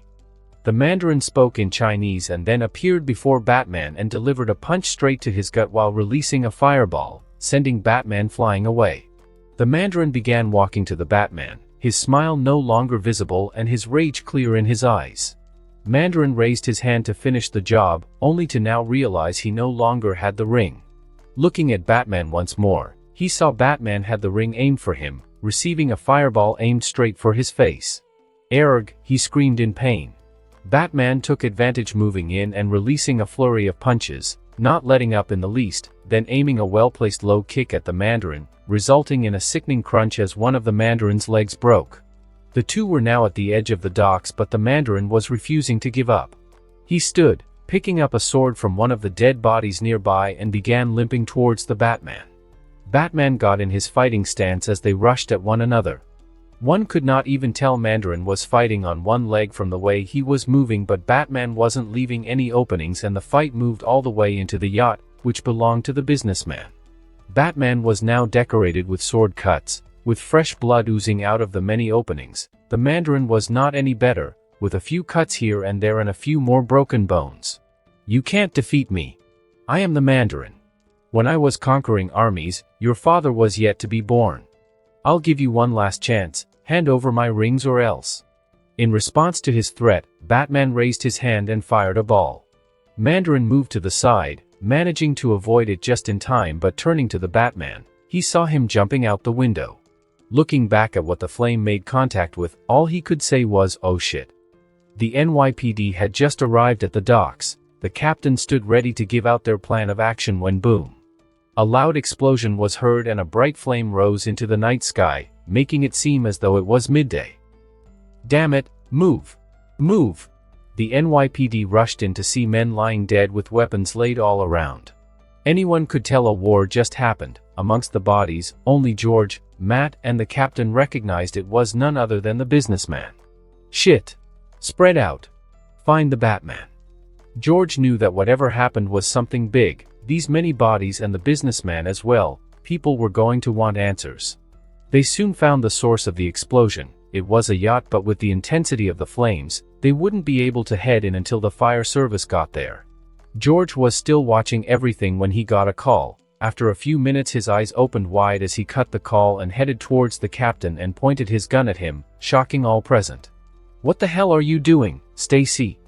"Yeah, Georgie, what is up with you?" Ignoring the looks from everyone else, George began. "Captain, you are under arrest for murder, corruption, conspiracy to murder and a whole slew of charges. You have the right to remain silent." "What the hell, Stacy?" The captain was fuming mad and everyone just stood there in stunned silence. "It's over, your crimes are being broadcast citywide as we speak," he said, his words causing the captain to be stunned and faint. In the Batcave, Batman barely managed to make it in before falling to the ground as Sebastian ran to him. The entire city was unable to sleep that night as evidence kept coming from an unknown source, ending the criminal careers of many in New York. Detective George Stacy had just finished a press conference when he received a call. "Hello, Detective." George's eyes opened wide hearing the voice. "Where have you been? I have been trying to get hold of you for a whole week. I had some things to take care of. How did you like the gift?" "You did this?" George asked, shocked. "My friend did." "You have friends?"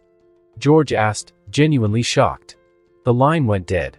It had been 5 whole years since the Mandarin fiasco and the city was recovering. Some might have argued that the city had gotten better and some might have said it got worse. The NYPD had taken down the bounty on the Batman and had refused to give a statement, causing many to believe the whole thing was some sort of stunt pulled by the NYPD to enforce the massive crackdown and that there was no such thing as the Batman, although some eyewitnesses begged to differ. The event, though, had left a vacuum within New York's underworld. with criminals popping out of everywhere to try and gain control, but Batman was here. Jeffrey had learned a lot after going against the Mandarin and knew if he had to go against the big purple bastard in the future, his skills were not going to cut it, and so he improved. He learned psychology and escape arts, mastered yoga, improved on his acrobatics, became a master gymnast, mastered over 37 martial arts and became a master of a variety of weapons, and had also improved his knowledge on various scientific disciplines rather than relying on his knowledge from his past life. He was now getting closer and closer to the actual Batman, but it still wasn't enough. "I think you have done enough for today, sir." Sebastian came in holding a towel with a bottle of water as Jeffrey was on the salmon ladder. Jeff took a glance at him before dropping back to the ground. "Thank you, Sebastian." "It's my pleasure, sir, but I do think you could take a rest every once in a while." "Crime never rests, so neither do I." Beep, beep. An alarm went off just as Jeff spoke, drawing their attention to the PC. They went over to see what was happening. A video popped up on screen of a woman in some sort of blue-green outfit fighting an old lady atop a train and then blowing up a tunnel with some sort of energy beam from her hands. It took a moment, but Jeff remembered who this was. She was none other than Carol Danvers, aka Captain Marvel. "I've got to go." At Maria's home, Carol and Nick were in front of the alien and were still negotiating when he jumped back from seeing Goose. "Oh my God, get that thing away from me." "What, this? Don't tell me you're afraid of a cat now, are you?" Nick mocked him when he saw who was behind him, and so did Carol along with Maria. As Monica entered and saw the figure, she shouted, "Oh my God. It's Batman." As she said that, the Skrull turned around and had the fright of his life as Batman walked out of the shadows. Nick could only utter 3 words after seeing him: "No freaking way." "You all have some explaining to do." Batman spoke in his inhumanly deep voice, leaving everyone who saw him stunned. Maria was wondering just what was going on to have these guys keep popping up in her house, and Carol was just confused as to who this guy was, how she didn't notice him, and more importantly, how long he had been here. "Who are you?" Carol finally asked the question that was in her mind, breaking the silence and drawing everyone's attention towards herself. "What do you mean, who is he?" "He is the Batman." "The who now?"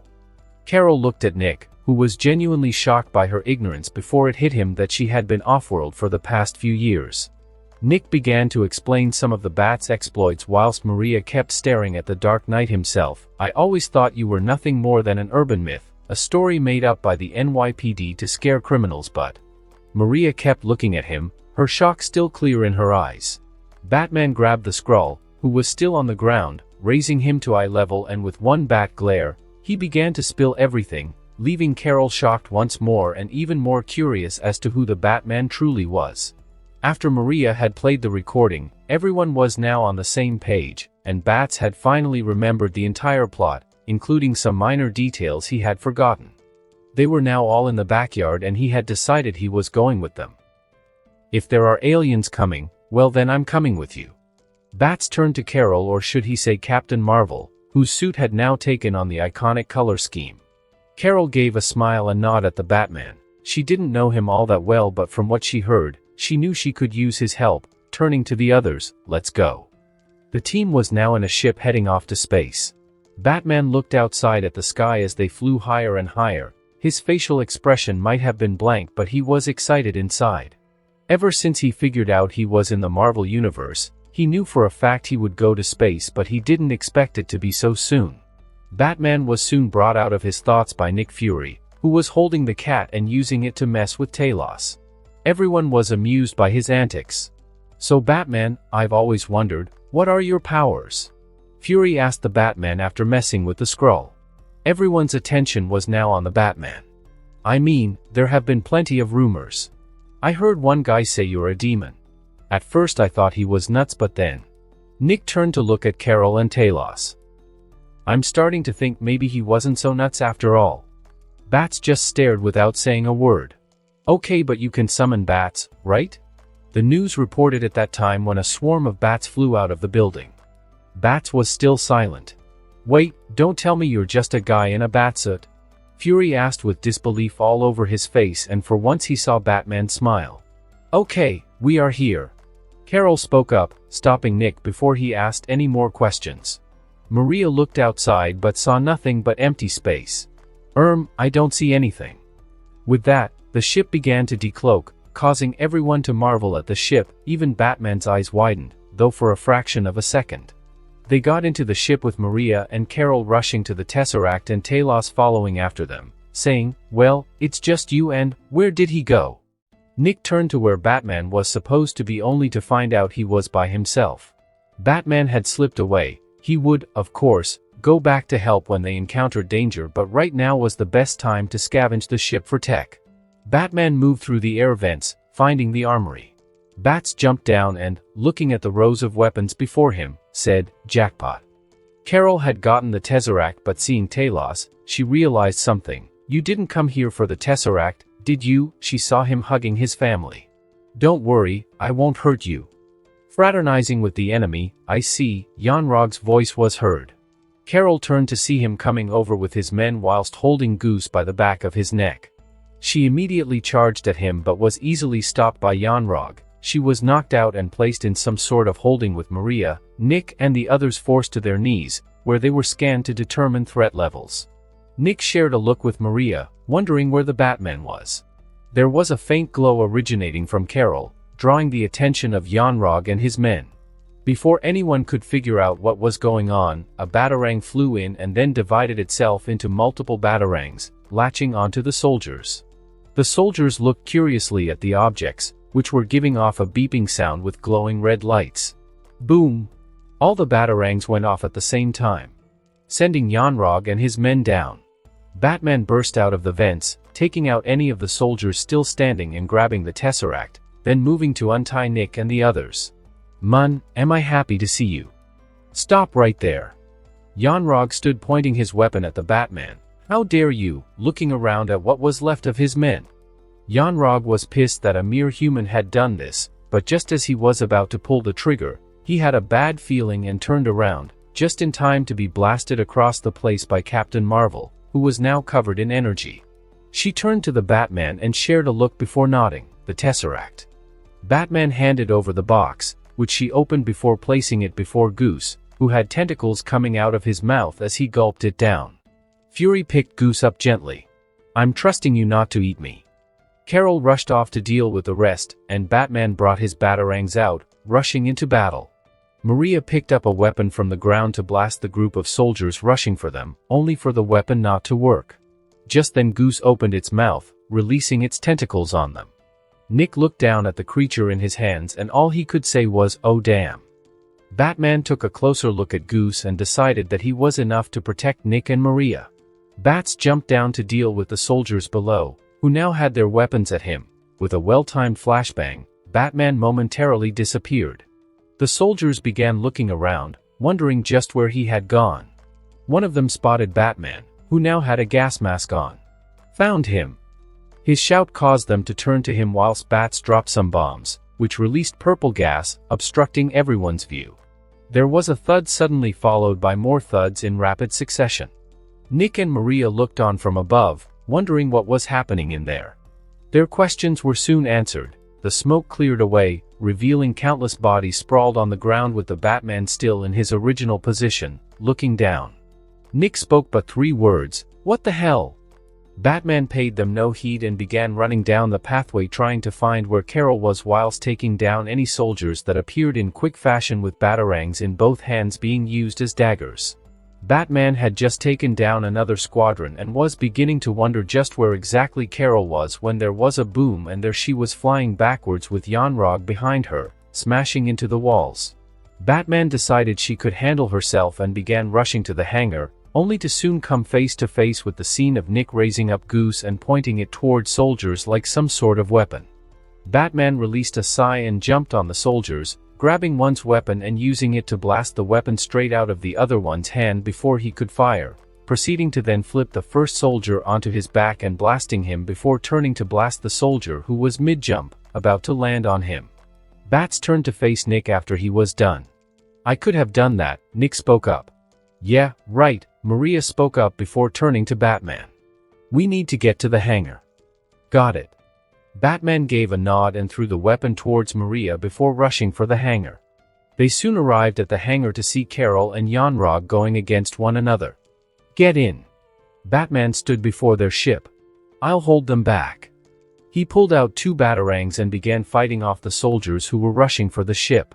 He first released a 540 kick straight to the head of the soldier and then leaped off him onto another soldier and sent his batarang straight into their head before proceeding to flip him into the others. He then performed a backflip back into the ship.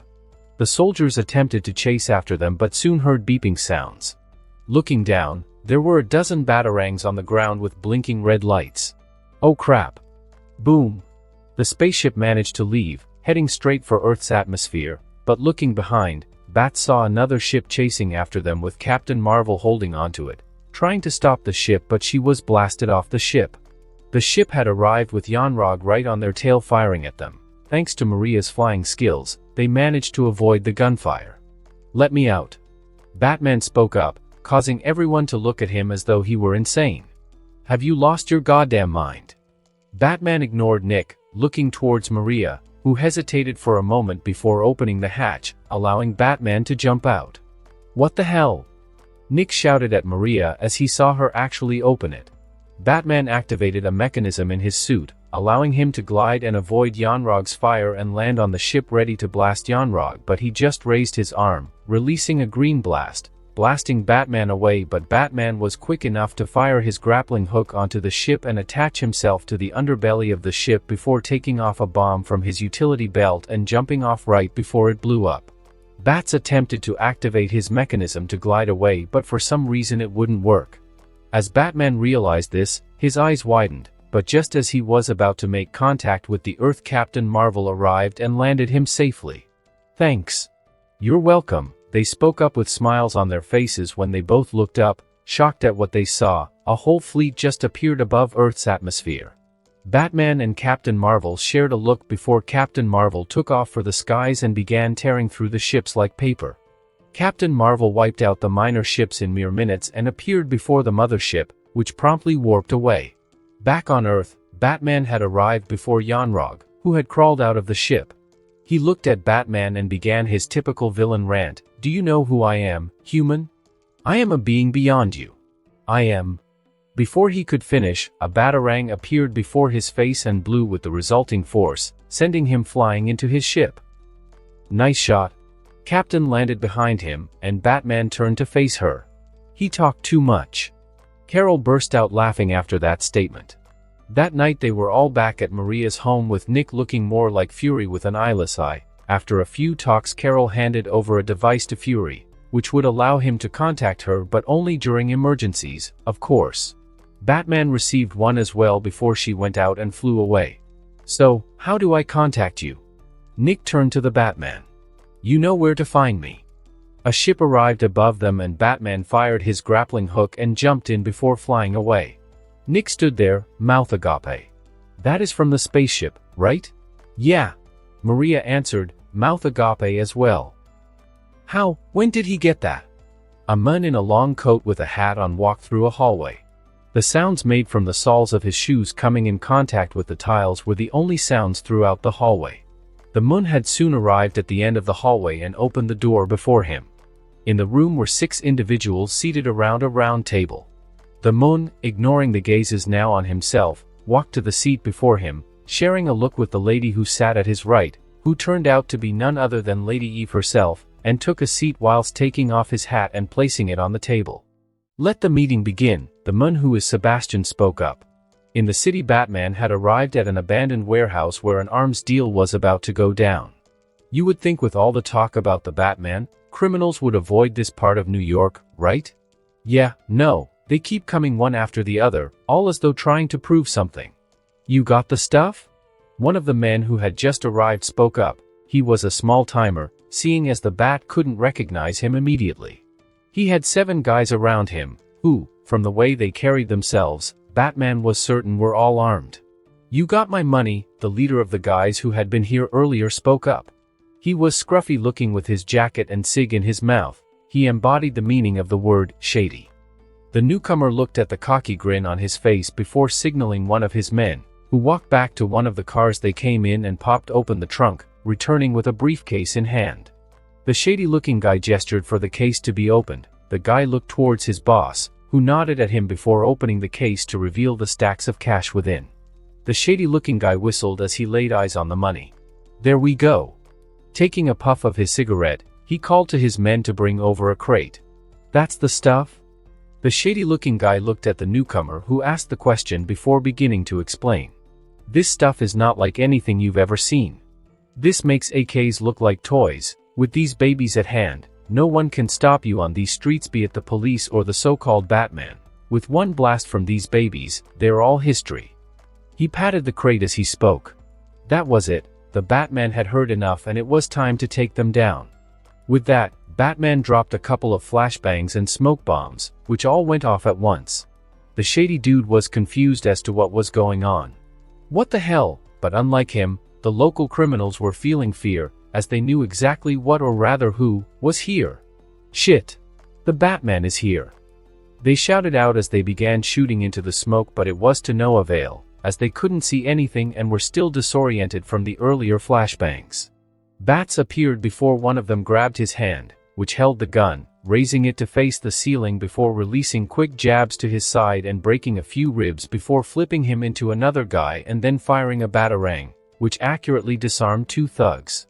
He then moved in to beat them both down and slid behind another guy, cutting behind his legs with a batarang and forcing him to his knees before delivering a knee to his jaw. The boss grabbed his suitcase of money and tried to hightail out of there, but one batarang hit him behind the head, sending him face first as his last 2 were swiftly taken down as well. At this point the shady guy and his men were shocked. It had been at most 10 seconds and all was now silent, and being unable to see anything made the whole situation even scarier. "Shit, what are you waiting for? Fire, fire, goddammit." The shady guy gave his orders as he and a few men placed the crate back in the car and began to drive off. Batman had taken everyone else in the warehouse down and run out just in time to see the car speeding off. Wasting no time, he fired his grappling hook, jumping above a building and rushing after them before they left the warehouse district. With a well-aimed explosive batarang, the vehicle lost a tire. The shady guy began cursing, sending his men out, but soon the gunfire stopped and all he heard were the screams of his men. His heart began to beat in a rapid fashion and his face was as white as a sheet. Prying open the crate, he grabbed a hold of one of the weapons within and aimed it at the entrance, and just as he expected, Batman soon appeared, but with one shot, the bat was sent flying. He began laughing like a madman as he climbed out of the car, which had fallen on its side. "Ha ha ha, not so though now, are you?" he mouthed off as he aimed at the bat, who was struggling to get up after being blasted by God knows what. When Batman heard a weird sound and with his instincts telling him it wasn't anything good, he rolled away just in time to avoid a blast from the weapon. The shady guy kept firing whilst laughing like a madman, with bats barely avoiding fire before firing a batarang at the guy, who sneered and fired a batarang, which promptly blew up, creating a wall of fire before him, which in turn caused him to take a step back as Batman came through the flames, one hand taking the weapon away and the other hitting the guy away. As the guy fell to the ground, Batman came over, tying a cable round the guy's neck before passing it over a beam and then wrapping it around a small protrusion and pulling, causing the guy to be raised up by his neck and hanging. Batman grabbed his leg with his other hand, preventing him from being hung to death. The shady guy began gasping for air while holding his neck. "What was that weapon? Go F yourself." Batman released his leg and pulled on the cable more for a few seconds before loosening it once more and grabbing his leg again. "What was that weapon? Go to hell." At that, Batman repeated his action once more, this time not stopping till the guy's face began to turn blue. "You won't kill me," the shady guy struggled to speak. "You're right, I won't. It's precisely because I don't kill that I know how to make you suffer without killing you. You'll be surprised how much the human body can take." With his words, the shady guy broke into a sweat before speaking up. "Okay, wait, I don't know, all I know is, the boss brought them in from some place." "Who is your boss?" The guy began, but Batman heard a familiar sound and ducked just as a blast came from behind, going through the guy and destroying a building, causing the rubble to fall on them both. After a minute there was movement in the rubble, as Batman came out covered in a force field. He looked to where his attacker should have been to find no one. Shifting his attention to the crate, he saw it was destroyed as well. All that was left was the weapon the shady guy had used. The sirens were soon heard as Batman picked up the weapon and disappeared into the night. "Welcome back, Master Jeffrey. How was your night?" Sebastian approached Jeffrey, who was in his batsuit with his mask down. He stood before the weapon he had managed to salvage but couldn't make heads or tails of the material, much less the weapon itself. "What do you think of this?" Jeffrey asked Sebastian, who was now right by him. Sebastian took a closer look at the weapon before speaking up. "I have never seen anything like this. If anything, it is similar to the alien technology you brought over, sir." As he said that, he looked at the batsuit, which had incorporated said alien technology. "I thought so at first, but after further analysis that doesn't seem to be the case. This metal has been recorded before in SHIELD database, but the recorded amount was just enough to make a shield." Jeffrey spoke more as he did. His thoughts went to a certain African country. Unfortunately, he had yet to visit there and was clueless on how to manipulate said metal. But on a more alarming issue, Jeffrey was curious as to who was responsible for selling these things. Were they a rogue member of Wakanda or an invader who stole said weapons? With that thought, his suspect list was instantly shortened. "Sir," Sebastian's voice brought Jeffrey out of his thoughts. "Yes, Sebastian. I'd like to remind you that you have a meeting to attend to and would be advisable if you changed into your other suit, sir." Jeff remembered he did indeed have such a meeting, which was to discuss with a certain small country some things, although he couldn't exactly remember which small country it was exactly. "I best not keep them waiting then." That morning Jeff was in a neat Armani tux, seated in his office. It was almost time, and from his secretary he was quite sure the guest would be arriving in a few minutes. At that moment a dark-skinned man walked in surrounded by guards. Jeff was at least able to narrow down the continent. Seeing the man stretching out his hand, he introduced himself, but as he heard the ruler's name, his mind went into overdrive trying to figure out why that name was important, but with the name of the country, it all made sense. Before him was none other than King T'Chaka, the king of Wakanda and current Black Panther. The meeting was soon over after an hour or so, but Jeffrey was even more suspicious. After an hour of talks, Jeffrey felt as though T'Chaka was not here for a partnership but rather using the whole thing as some sort of cover-up, and if Jeffrey had to guess, he was here for the stolen Wakandan tech. George Stacy was getting ready for his press conference. Over the years he had worked with Batman and kept the streets as safe as possible. Now all his hard work had paid off, as he was now about to accept his promotion as captain. "How do I look?" George turned to the lady standing by himself. "As handsome as the day I first met you." The lady, who was none other than George Stacy's wife, Helen Stacy, leaned in, giving him a kiss. "Get a room, you two." A voice broke up the two, turning to the source. George saw none other than his daughter. "Gwen, where are your brothers? You're supposed to be looking after them." George asked. "Oh, gave them a pile of chocolate. They should be fine." "What, Gwen, you know better than to give the boys chocolate." Helen scolded her daughter as she rushed out of the room. George and Gwen watched her leave before breaking out in laughter. "So you're nervous, Dad?" Gwen asked her father. "Nah, I'm good. Just a press conference, I've done this countless times." "Is he going to be there?" "Who?" "The Batman." Gwen answered excitedly. She had heard so many tales about the guy and she wanted nothing more than to meet the guy. George sighed, seeing the excited look on his daughter's face. "Gwen, sweetheart, I don't think he'll be coming." "Why not?" "You're friends, aren't you?" "It's complicated, sweetheart." He kissed his daughter's head. "I've got to go." Gwen stood in place watching her father's back as he left. The reporters were all outside with their cameras as they watched George Stacy move onto the platform and shake hands with the mayor before turning to give his speech. George's speech spoke of his hopes and dreams and what he hoped to accomplish when someone suddenly shouted for everyone to get down as a blast came aimed for George, but a batarang appeared before him, protecting him.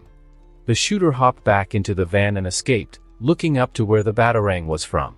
George spotted a shadow of a figure before it disappeared. Jeff had arrived in the cave ready to check in on T'Chaka when Sebastian congratulated him. "Good work, sir." Jeffrey was confused and raised his brow to show, "For what exactly?" "Well, Saving Captain Stacy, of course. Sebastian replied as he played the video of the Batarang appearing in the nick of time, saving the newly instated captain.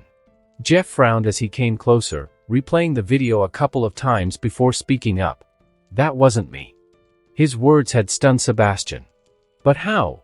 Someone must have taken my Batarang from a former fight scene, and it must be recent too, considering it managed to block a blast from those weapons, which none of my old Batarangs would have been able to do so. These must be the enhanced ones.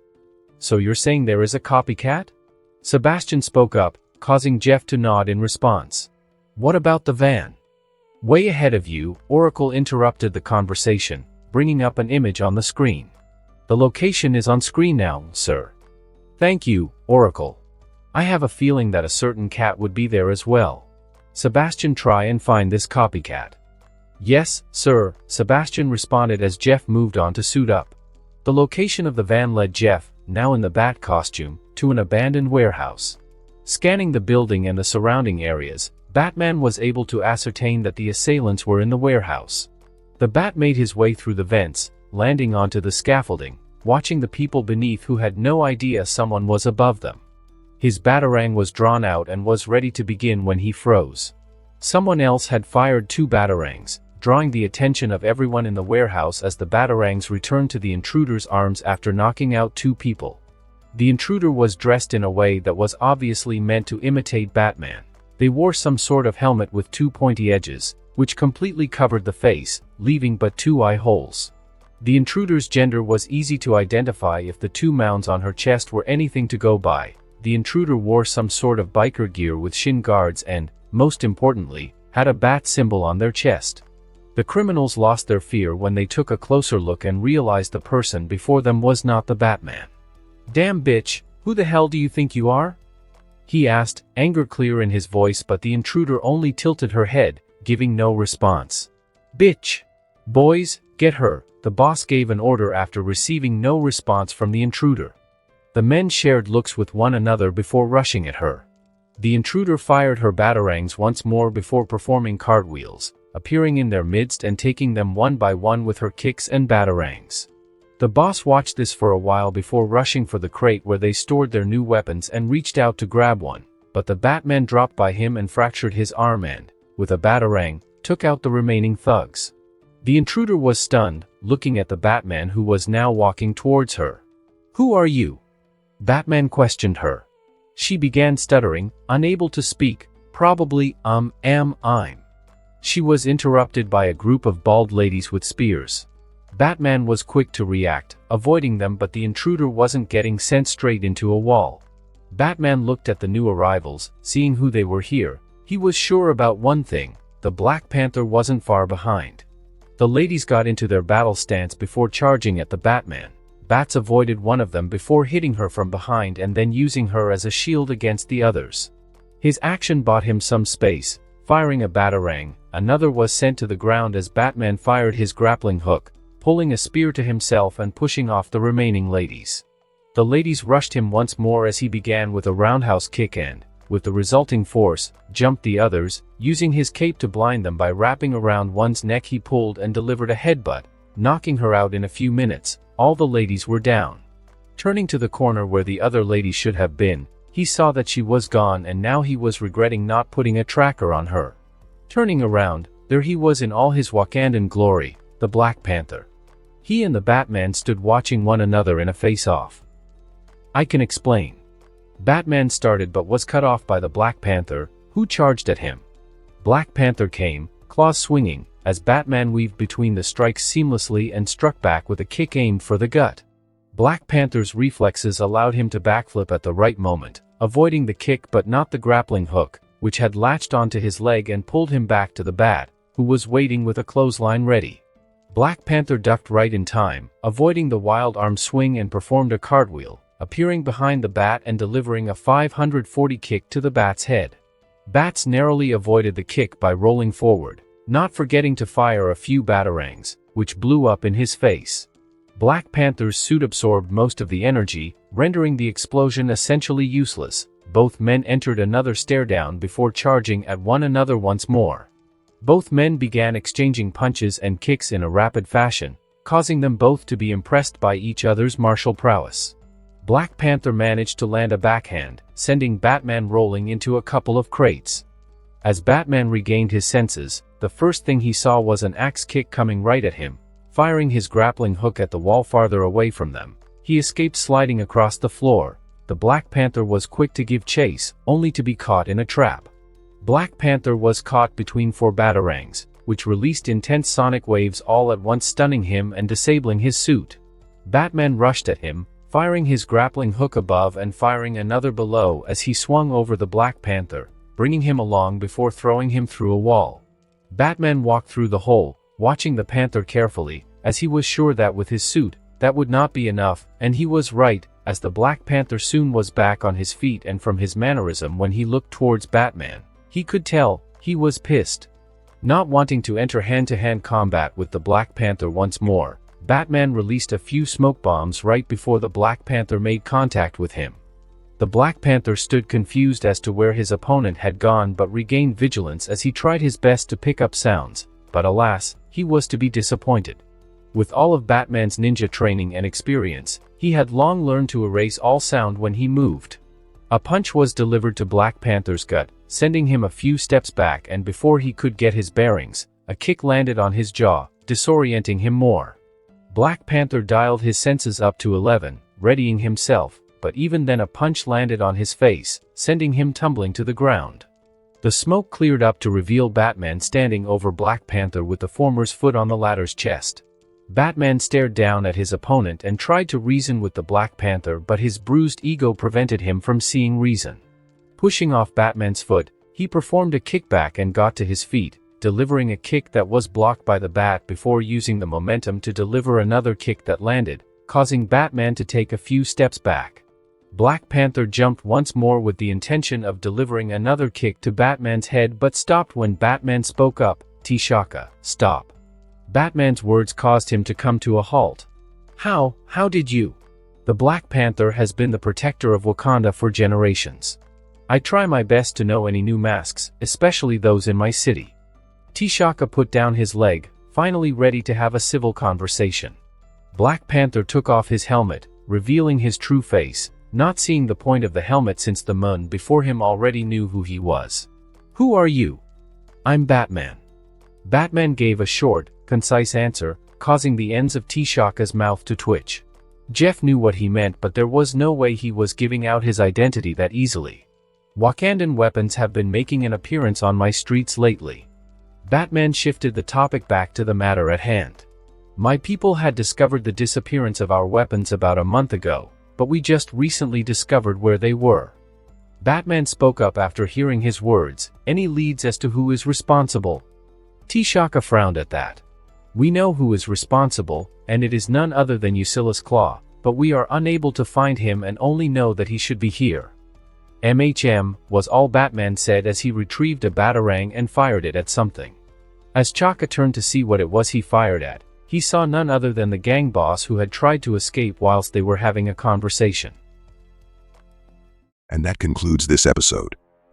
If you enjoyed it, I'd seriously love it if you guys could leave a like on the video, as it genuinely helps out so much, and it keeps me going, plus it takes only 1 second. That said, have a wonderful day. See you in the next one.